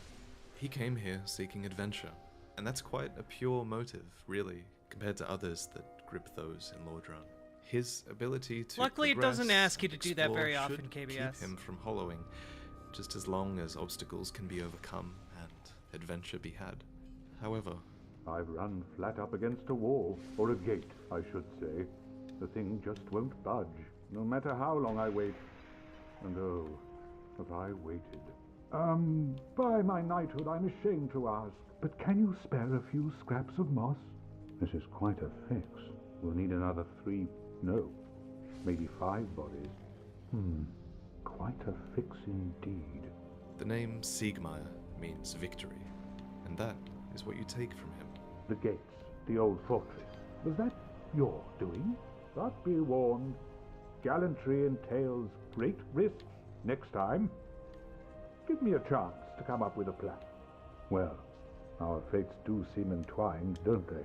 Perhaps this, too, is the will of Lord Gwyn. As you save Siegmeyer, you may well be draining his belief in himself, leading him to take one final stand. Those monsters making life difficult for you? Oh, God. You need not be ashamed. We're all Fuck are in the you? same boat, you know. I really have run up quite a debt to you. Perhaps the time has come. It's a suicide mission to repay his Jesus. friend, but you take that victory Terrifying. from him as well. And now, I go. Don't be slow. Ah!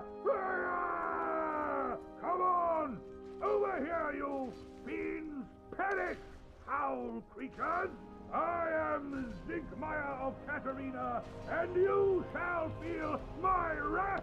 If you allow Siegmeyer Aw. to sacrifice himself here while I love you him escape, so much. then he will hollow, but with his honor intact.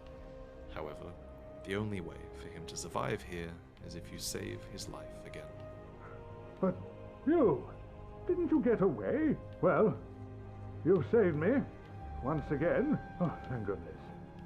I'm exhausted. So this is the last time you'll see Siegmeyer alive. My father? He went on his final adventure. Don't worry. That's just the way he is. Undead or no. Sort of reassuring, really. If he goes hollow, I'll just have to kill him again. The name Sieglind means gentle battle. Here, she's simply jesting that she'll always be there to rein him in, even if the worst happens. And it's a joke in poor taste, for it comes true in the end. Yes. Now I see. You are one of the bad ones. Then there's only one thing to do with you. Oh, how can this be, dear father? Heavens, my dear little Lynn. And so, your friend Siegmeyer meets his end in Ash Lake. He goes to join his wife in death, and there's nothing you can do to stop him. My father. All hollow now.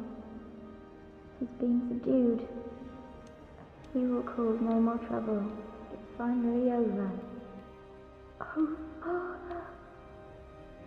Dear father.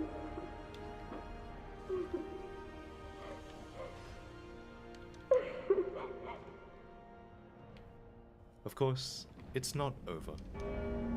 Towards the end, when the world has almost burned to ash, ash itself will rise to inherit it. These are the unkindled, undead who attempted to link the fire, but failed and were cremated instead. They're commanded to rise, as a last resort to bring the fleeing lords of Cinder back to their thrones. And it seems, after Siegward's hollowing, one of Sieglind's line attempted to link the fire. The name Siegward means guardian or defender. No! You should have waited!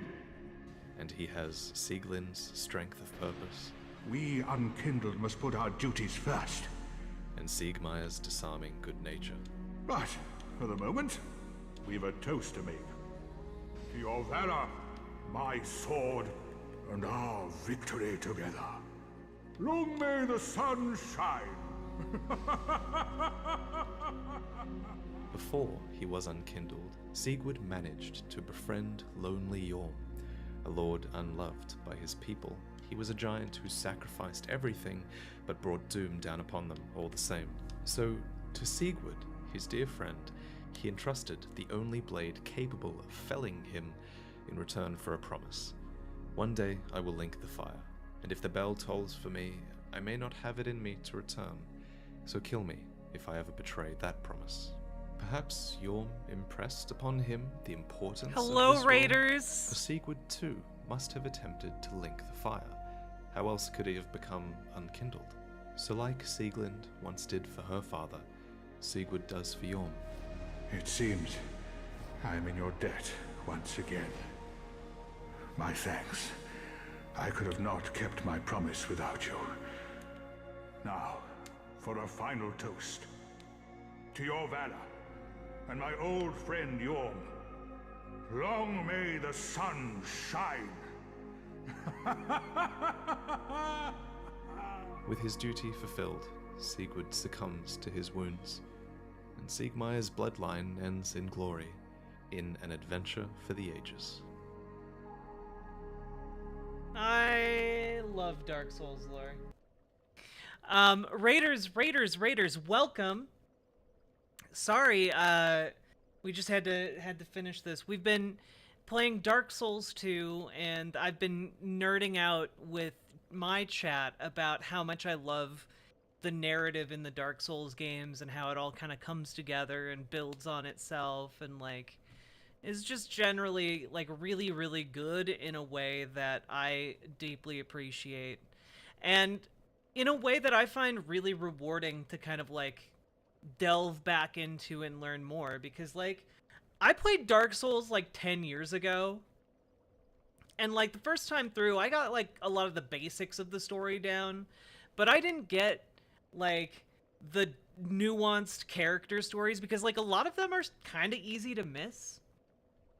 So we've been talking about that. Usually I talk about the news and politics, but today we're talking about that stuff. How we all doing? What'd you all talk about on Hannah's stream? And Hannah Reloaded, thank you so much for the raid, and I hope you had a wonderful stream. We've just been learning about some of the cozy stories. Hey, Chai T-Rex. Finally got back into Elden Ring again, DB Raymond? Yeah. Elden Ring also has some really complicated lore, but I like how consistent the Dark Souls lore is and how it builds upon itself over, like, you know, a decade of games. I forgot he was buddies with the Giant King. Yeah. Like, Siegward and Siegmeyer, like, they're like some of the only happy characters you meet in the entirety of Dark Souls. And it's just really, like, it hits hard, you know? It hits hard. Bro's just, like, happy to be there, you know? Same with Solaire of Astora, you know? Solaire's just out there trying to help people as best he can. And, you know, being the sun, bro. And being gay, which is pretty cool, you know? Explicitly talks about the player character flirting with him. Yeah, like, Siegmeyer literally gives you a cold beer to share with him. He's doing the non-cringe version of, like, a Bud Light commercial, you know? Also, for those of you who don't know who I am, my name's Riverboat Jack. I'm a trans lady who talks about the news and politics. And today we're just kind of chilling. And I have, you know, we'll be going for a bit longer here. So make yourselves cozy, get a snack, get something to drink. And if you have any questions about trans people, socialism, or Dark Souls, let me know. I see It's a Roro. You asked, are the Deep and the Abyss different? No. Depends on the context, but usually they are used interchangeably. There's a place in Dark Souls called the Depths, which is not the Abyss. It's just a dark hole. But like the Deacons of the Deep, for example, in Dark Souls 3, I believe are like deacons who've been corrupted by the Abyss.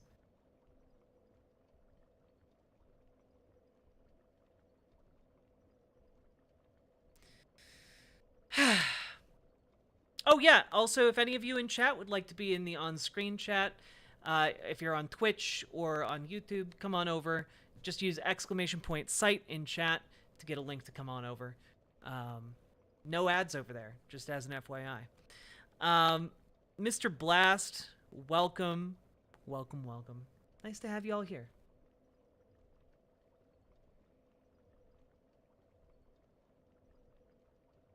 Let's see.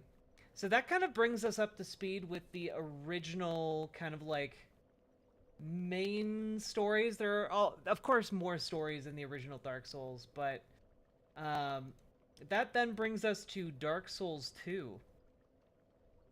So let's learn a little bit about Dark Souls 2, huh?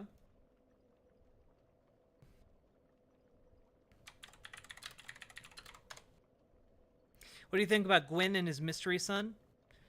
Always found that plot aspect interesting. Yeah, I think Gwyn's firstborn, the God of War. I think he was the original son, bro, and he. I think he befriended the dragons and was just like, fuck, this Age of Fire thing is not good, actually bad. Get the fuck out of here with this shit. Okay. Here.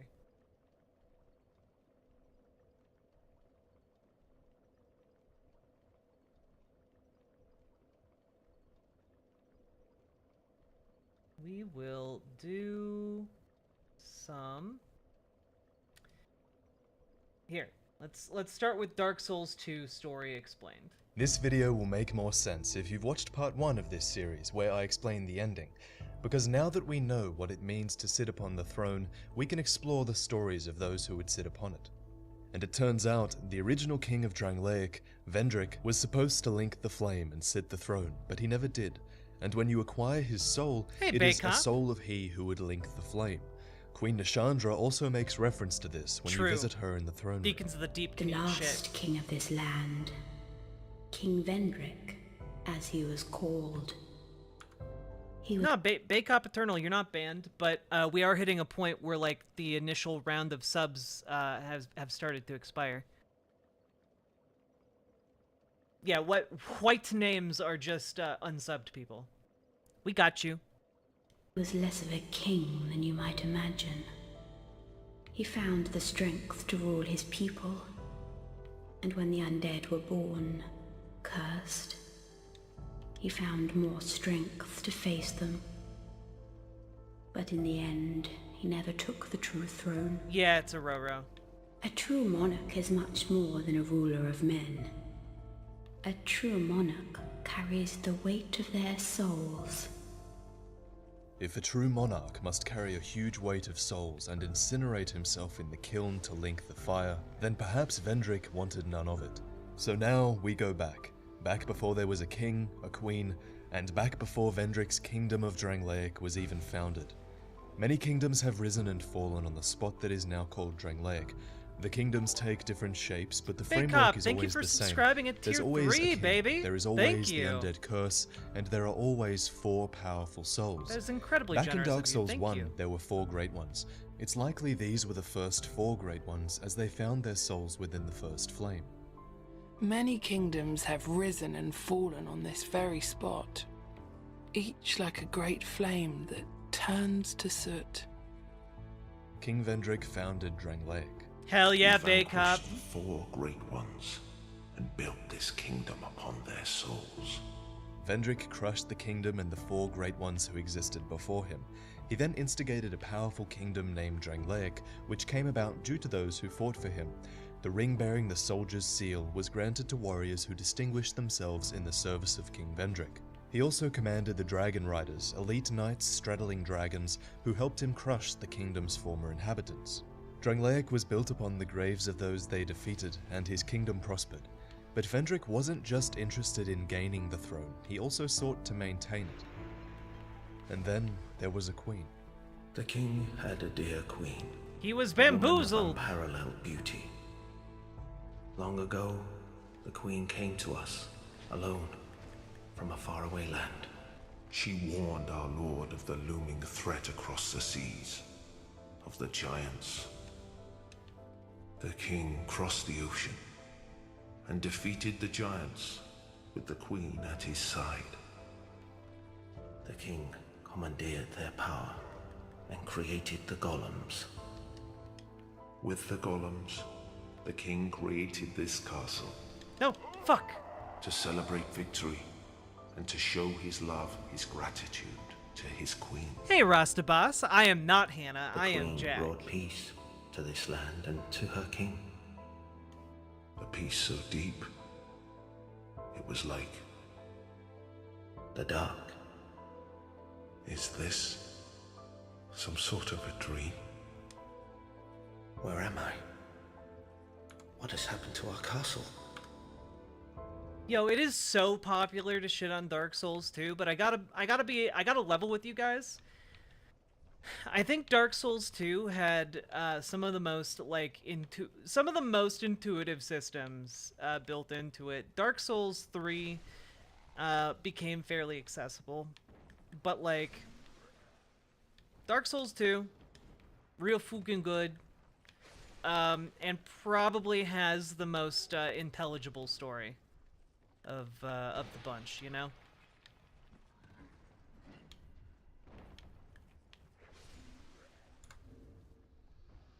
Long ago, the king crossed the seas, pillaged the land of giants, and brought back a prize. It was then that the golems materialized. Whatever Vendrick stole, it appears to have come with the ability to create automatons in the form of golems. Golems are inanimate beings that carry out a set purpose like opening a door or building a bridge.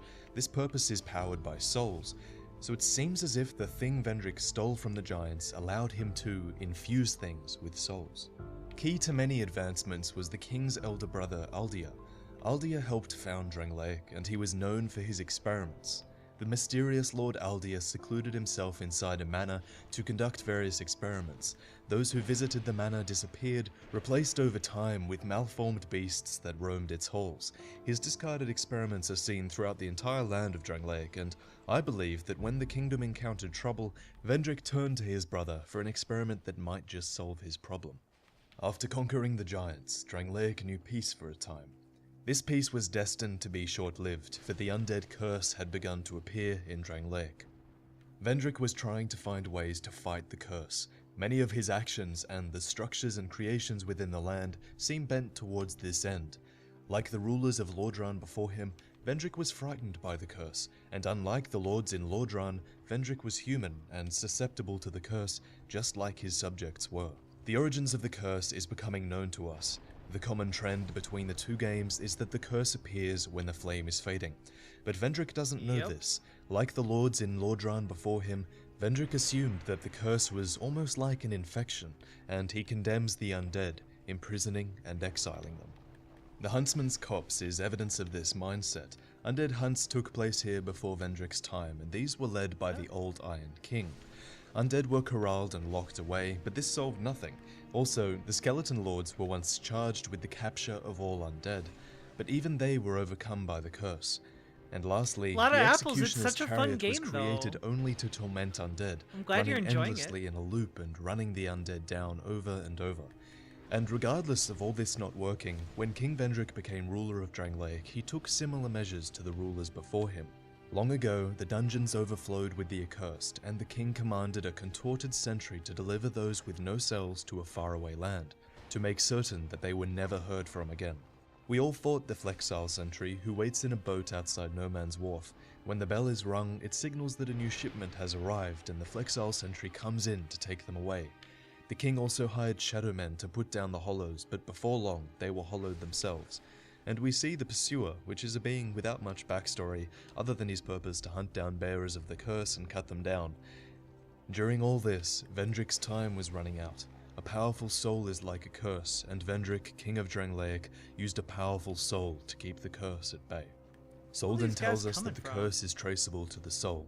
If the soul is the essence of life itself, then the real curse must be to walk this very earth.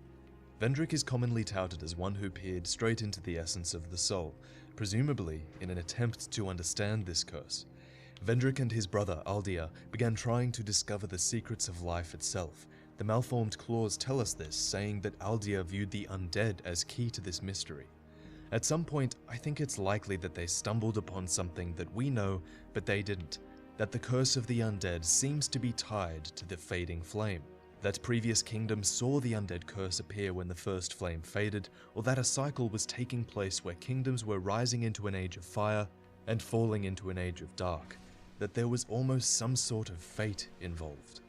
From item descriptions and from Aldia's creations, we can see that Vendrick and Aldia were trying to find a way to cheat fate. It looks like they were trying to find a way to preserve their kingdom, so that fate would not recycle their kingdom just like all the others. But how do you cheat fate? The seed of a tree of giants tells us that death is not the end, for anything that has ever once lived remains a part of a great cycle of regeneration. But I what can't of talk to those him. outside the He's cycle? mean. He's mean. The only things I just outside the referred cycle to of an death enemy and as rebirth mean. are those Oh, that God. never lived at all, the ancient dragons. Aldia kept giants in his manor and attempted to recreate a dragon, but after some time, he was not heard from again. We find the ancient dragon at the peak of the Dragon Eyrie. It's a really peculiar being, as it drops a giant soul upon death, along with dragon bones. It's almost as if Aldia used a giant soul to construct such a being.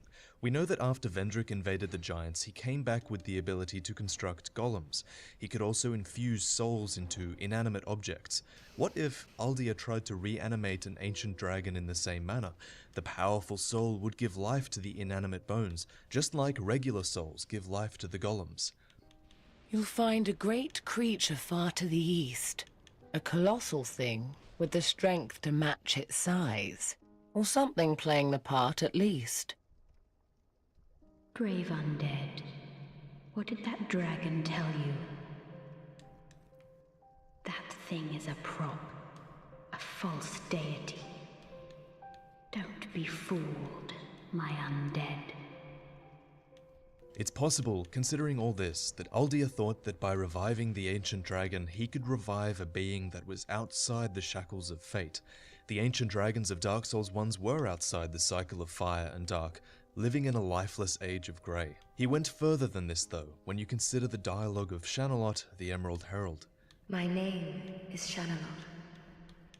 The dragon gave me this name, for I was born with none.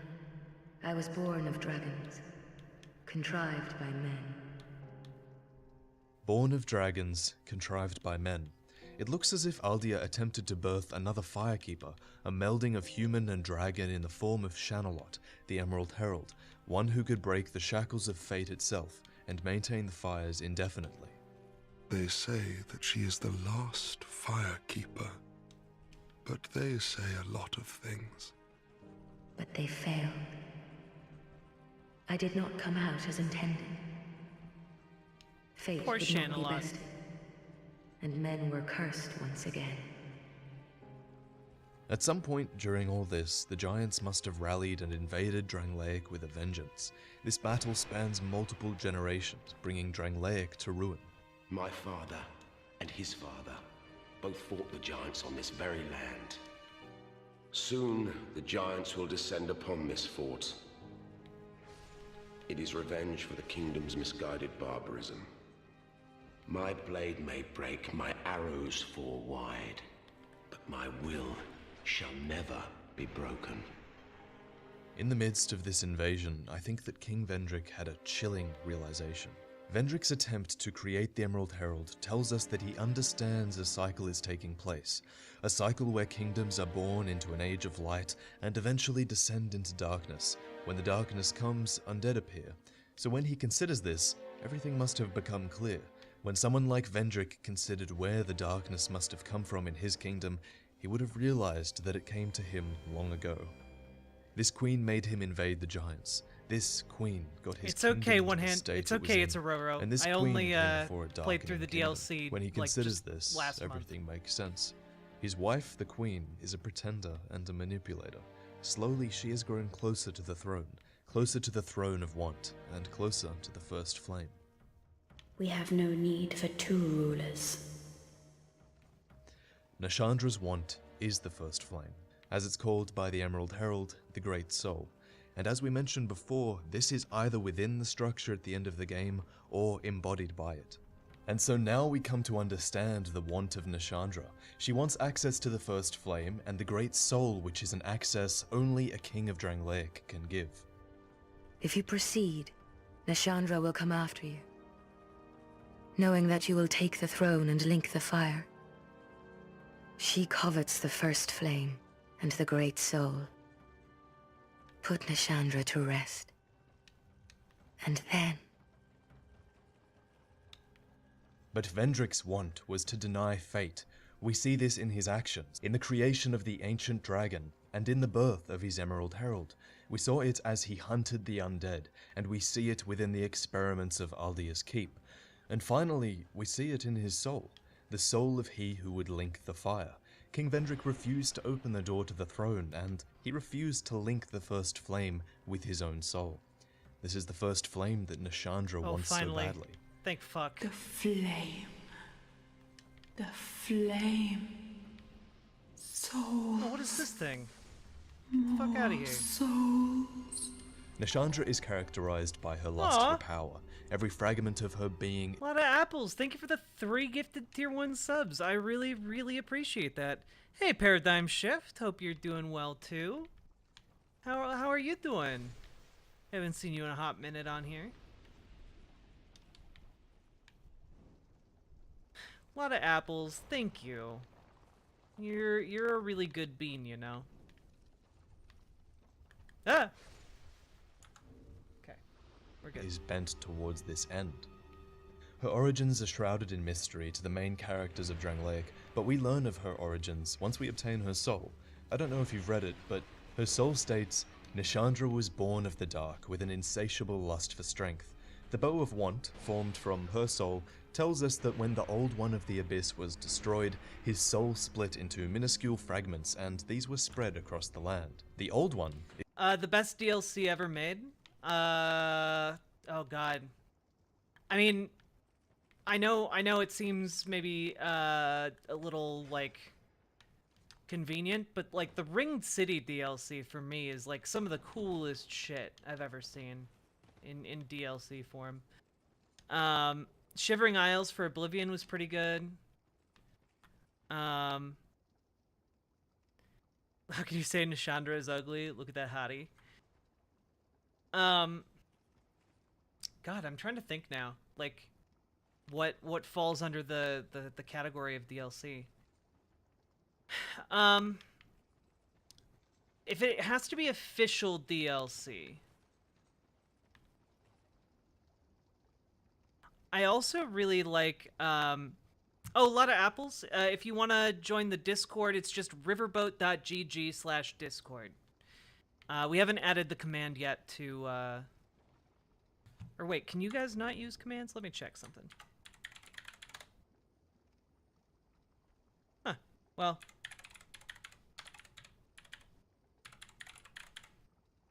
There you go.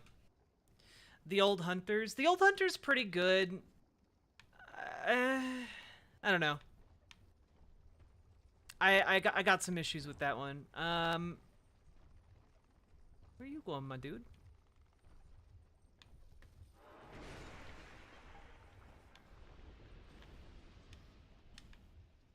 Hole. I'm already in. Was trying to get a link for chat. Ah, well. Hope that helps. I'll update the site to allow you guys to link it. Sorry.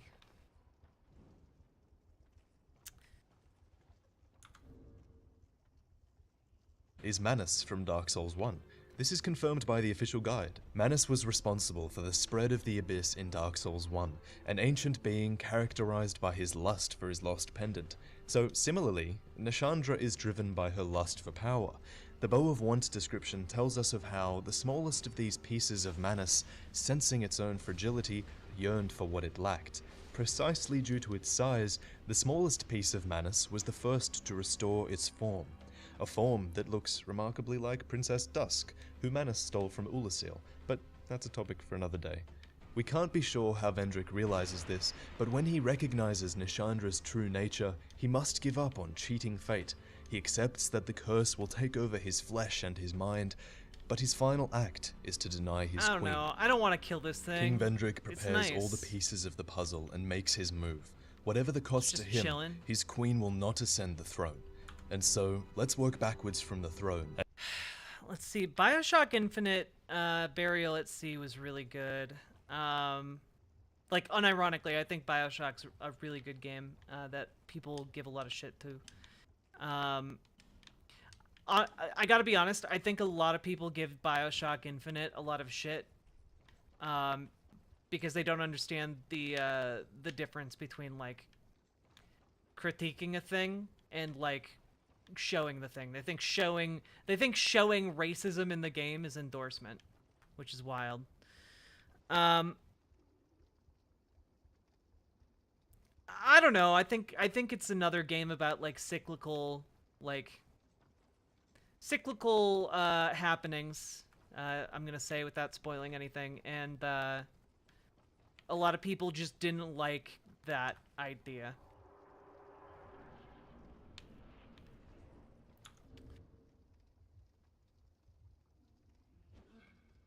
I haven't played BioShock and don't know anything about it except there's racist people. Yeah. First game's basically a critique of libertarianism, like conservative libertarianism. And the second game I haven't played, and then the third game is a critique of, like, fundamentalist Christianity, particularly in the American context. And it's very, very fucking good.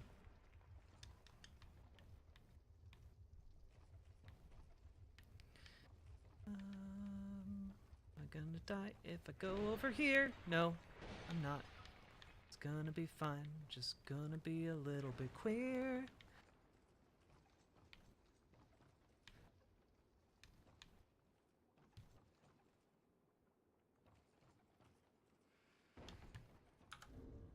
Okay, anyway. And let's finally see how Vendrick set up the barriers to Nashandra's rule. The giant's kinship grants access to the throne beneath the castle.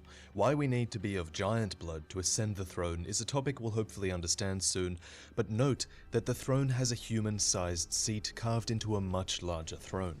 We find the giant's kinship within the memory of Jay, a giant who fell in the final battle with Drangleic, where the Giant Lord was present. The Giant Lord was eventually defeated by an unnamed hero, and we take their place inside the memory in order to obtain the giant's kinship. The memories of the giants can only be accessed once you have obtained the Ashen Mist Heart, which requires the blessing of the ancient dragon hidden deep within the dragon shrine. Such a thing cannot be taken by force. Really would Mist like a is bonfire. associated with time travel and space, and it's also associated with the ancient dragons. So it makes a degree of sense then that the false ancient dragon should have the ability to give you something like this. Something to access the memory of giants, something to get the giant's kinship, and something to let you access the throne. The doors to all of these things only open when one wears the king's ring.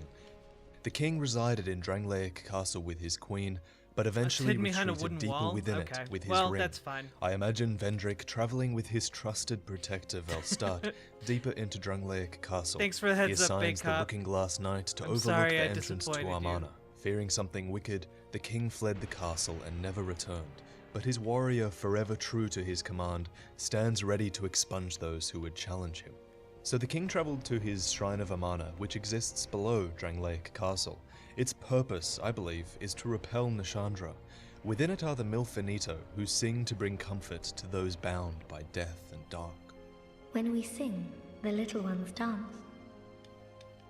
The little ones grant comfort to those who bear death and dark. The little ones are the fireflies. While the Milfinitos sing, the fireflies gather around those bound by death and dark, rendering them passive, docile, and inert. I wonder If we if this stop is a them boss singing, fight. then the Better creatures not of be. death and I'll dark be become upset if it aggressive and is. revert to their natural selves.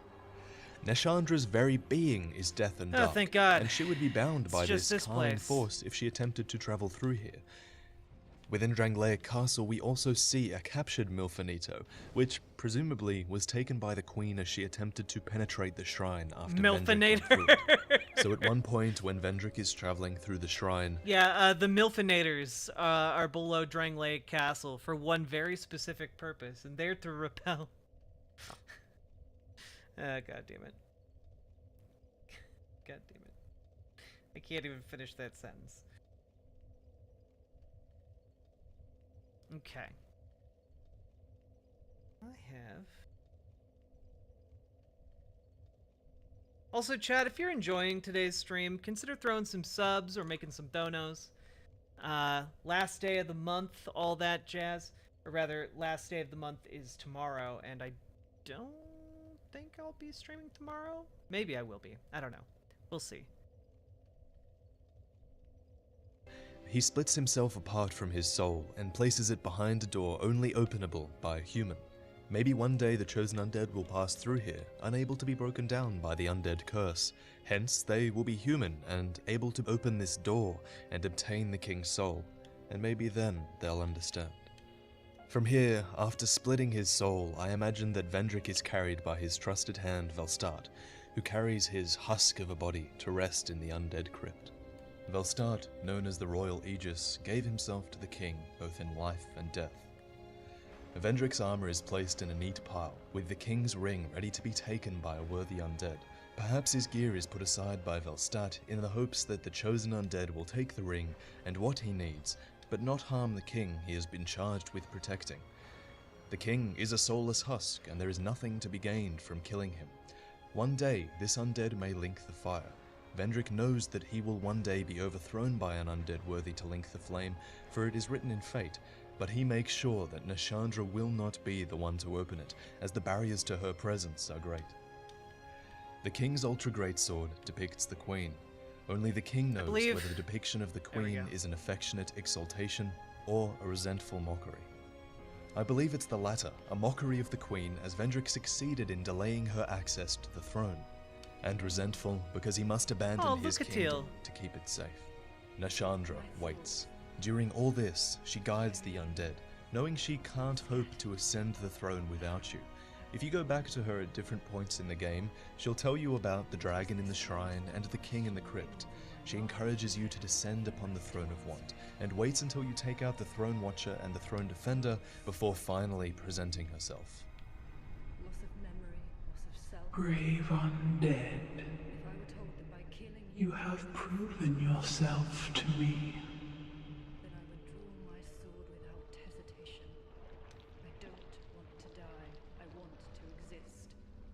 Now, be one with the dog.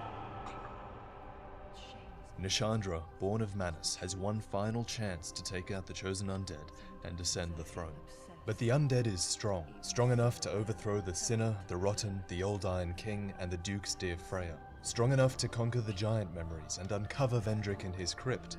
So just like in Dark Souls 1, we're strong enough at the end because of the barriers in our way, many of which were put there by King Vendrick. And because of Vendrick, we easily conquer Nashandra as she tries to stop you from ascending the throne.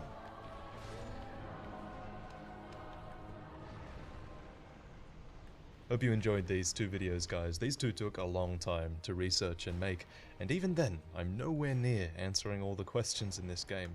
There's so much left to uncover, so many...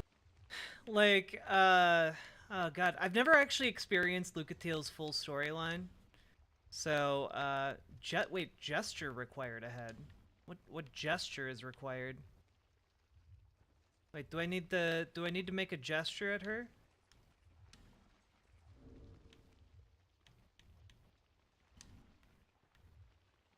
Pump you up! Nah, you don't? Okay.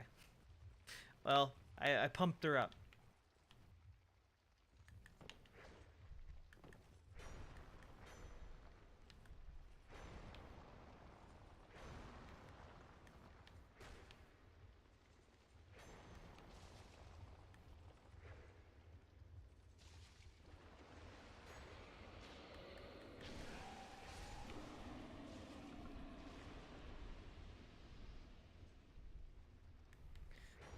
Poof!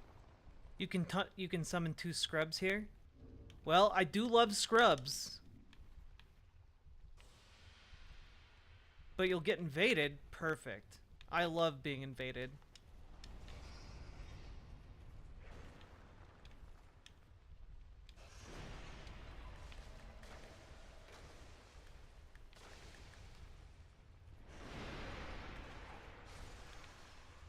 Get dunked, nerd.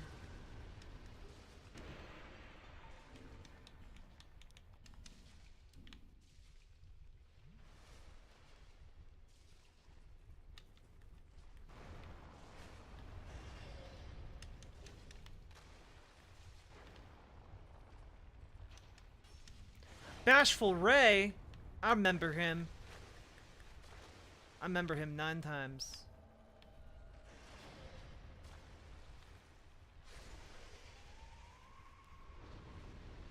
Do you only have 2 effigies? Yeah, I haven't been really buying them.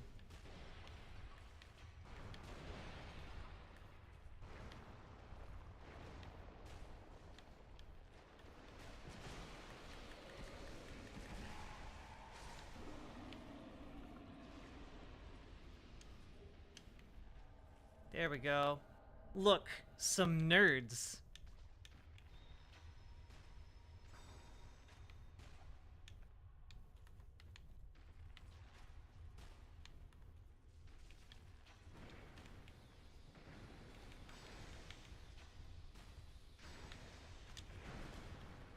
Oop, didn't want to do that.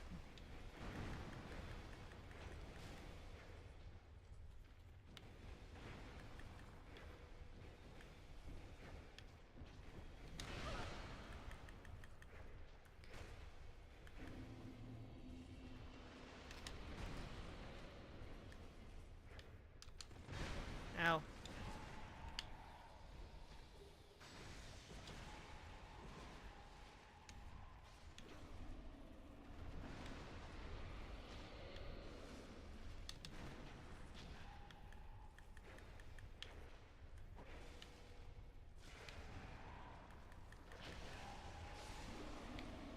go. Pew, pew, pew, pew, pew, pew, pew. Excellent. We did it. We did it, nerds. Nerdy boyos. Oh god. Whew. Whew. Okay. Oh. I got you. Nerd.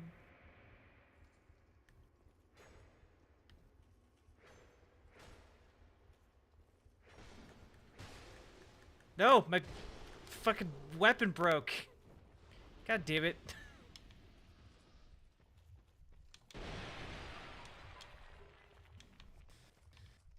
Okay, well. Alright, guys. I do not have a good weapon. Wait, will repair powder actually, like, repair a broken thing?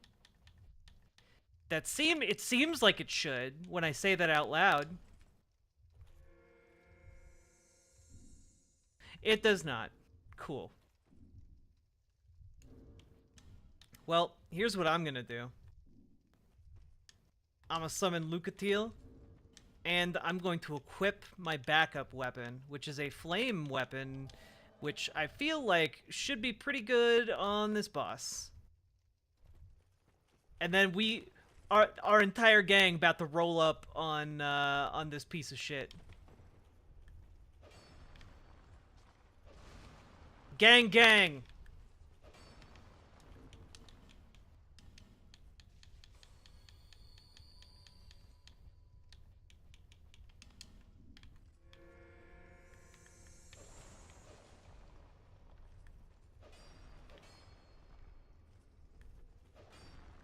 All right. Let's go, gang, gang.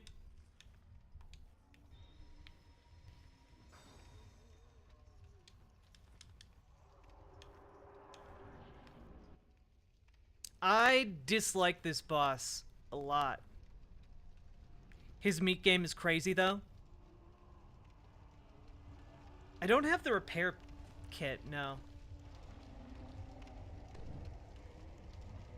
I think the first game it works like that, One Hand Wonder, but not in this one. Paladin lost, it goes well. How are you doing? Alright, let's kill this gross monstrosity.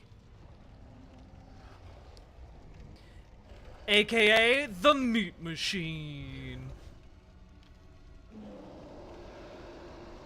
This boss is pain. This boss is pain.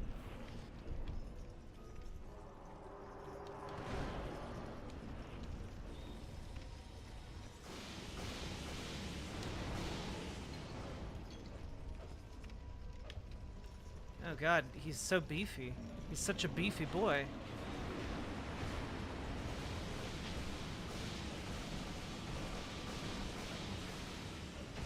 Luckily, I have the power of God and anime on my side.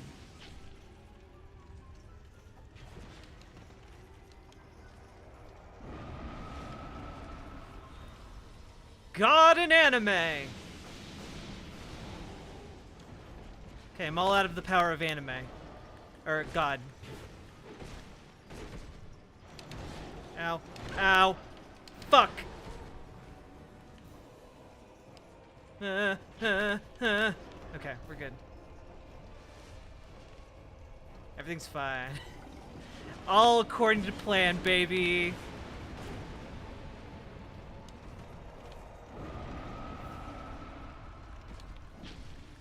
Yeah, there we go. Gang, gang.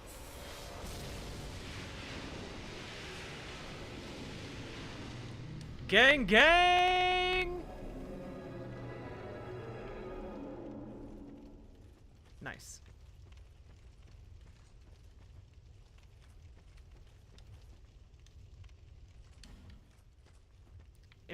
I'm gonna be real upset if I try and jump to grab this item and I die. Huh!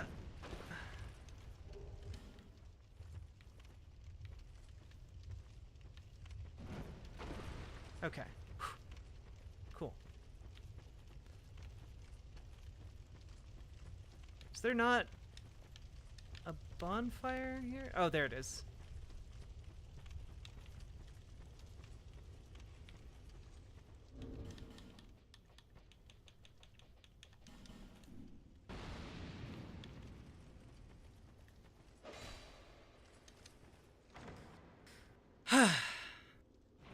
Also, lucky you had the Capri Sun to sip on. This game gets, like, if you are having trouble with this game, just check to make sure if there's any, check to see if there's anything you can summon, you know? Like,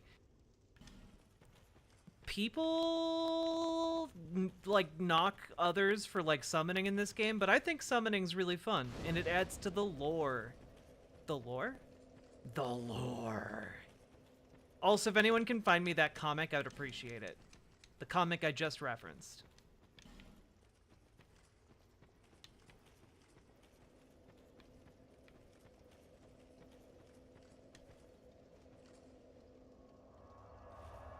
Ooh woo. Ooh woo.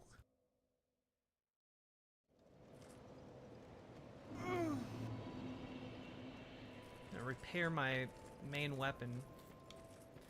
Do I have the DLC for Dark Souls 2? Yeah, this is Scholar of the First Sin, baby.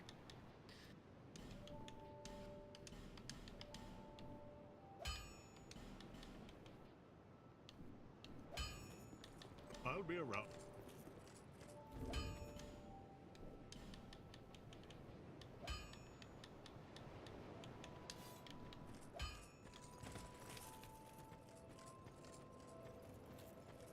You are blessed with a myriad of souls. You know it, lady. Bearer of the curse, make your way to the castle.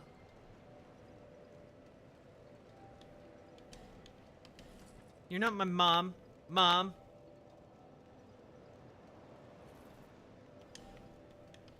And we're gonna level up.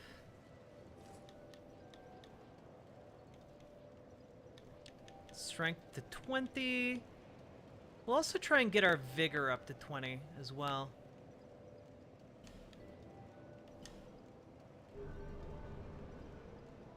Alright. I legit hate Drang Lake Castle. A lot of fuckery. Cool secrets, though. Yeah, Drang Lake Castle's kind of full of fuck, you know? Also, there's, like, so much, oh, man. The atmospheric pressure just changed here real good. We might be getting a thunderstorm in a bit. Sometimes when the atmosphere pressure changes a lot, like my ear will suddenly like pop like crazy.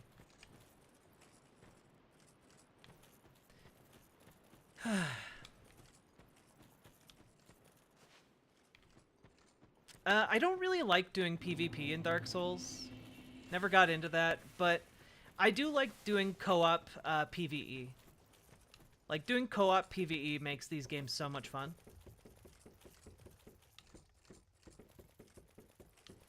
How can you feel that? It's like how some people, like, get, like, achy bones. I sometimes, like, get headaches when pressure changes.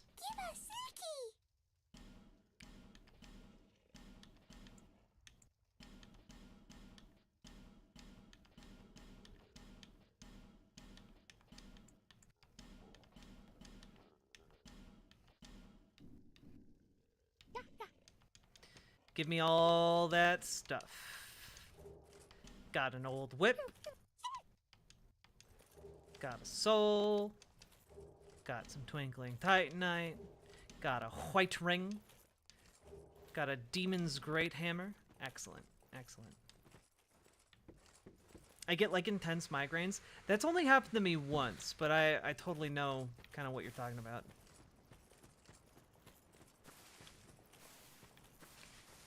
A person who has a sixth sense in their balls.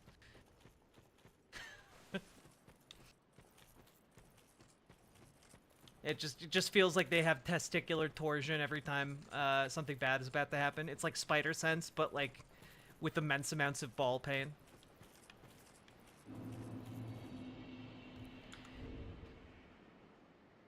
You found it! You found it! You did it! No! Okay, there we go. Gosh, DM, tell us more about the lore. The lore? The lore. Yeah, this is how I feel when you guys are like, tell me about the lore of Dark Souls. I've never heard about its lore before. And I'm just like, the lore? The lore. Anyway, that's what I was referencing. Mystery solved. Good job.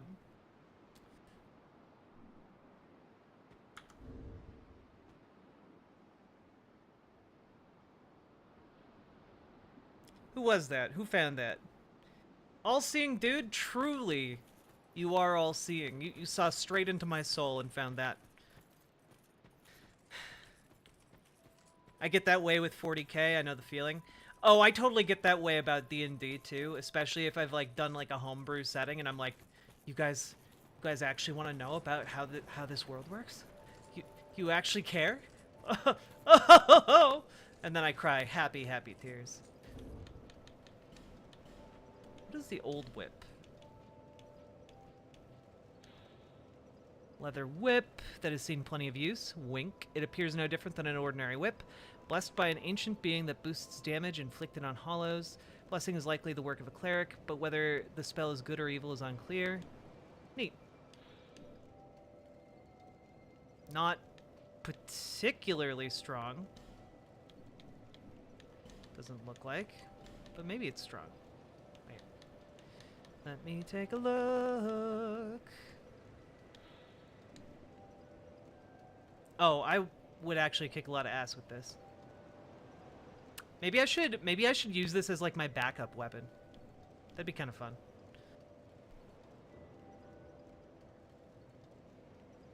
Oh, Nindreen. It's been super fun. I've only had time to recently start a Curse of Strahd game with my partner and a couple other people.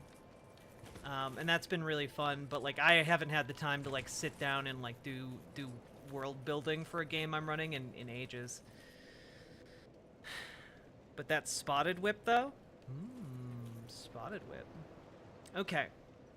Folks, I gotta get running. It's just gonna be a short stream for today. I know. I'm sorry. Get out of here. Go on. Oh, Baycop, why? My feelings. But I hope you all have a great evening, and I might see you tomorrow, but no promises. And maybe tomorrow we'll do some politics or something. I don't know. We'll see. Though I will say that I felt very vindicated. I watched some other content breakdowns of like the E. Jean Carroll case, and remember the other day when I said like Trump's lawyer cross-examining E. Jean Carroll in the way that he was going about it was basically going to fuck Trump so hard. A lot of legal experts agree with me, so you know what? Not legal advice, but I am pretty okay at court analysis sometimes. Enjoy your need legal weed. What? Gonna try Dark Souls 1 again? Yo, let me know how it goes, Ursa Moon. Best of luck. And we're gonna raid into Rhizome. Y'all have a good time, okay? Bye.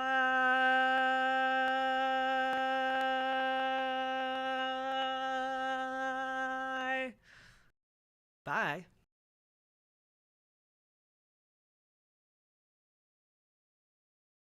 The lore?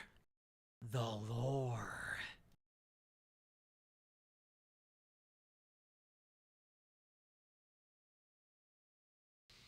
Rhizome.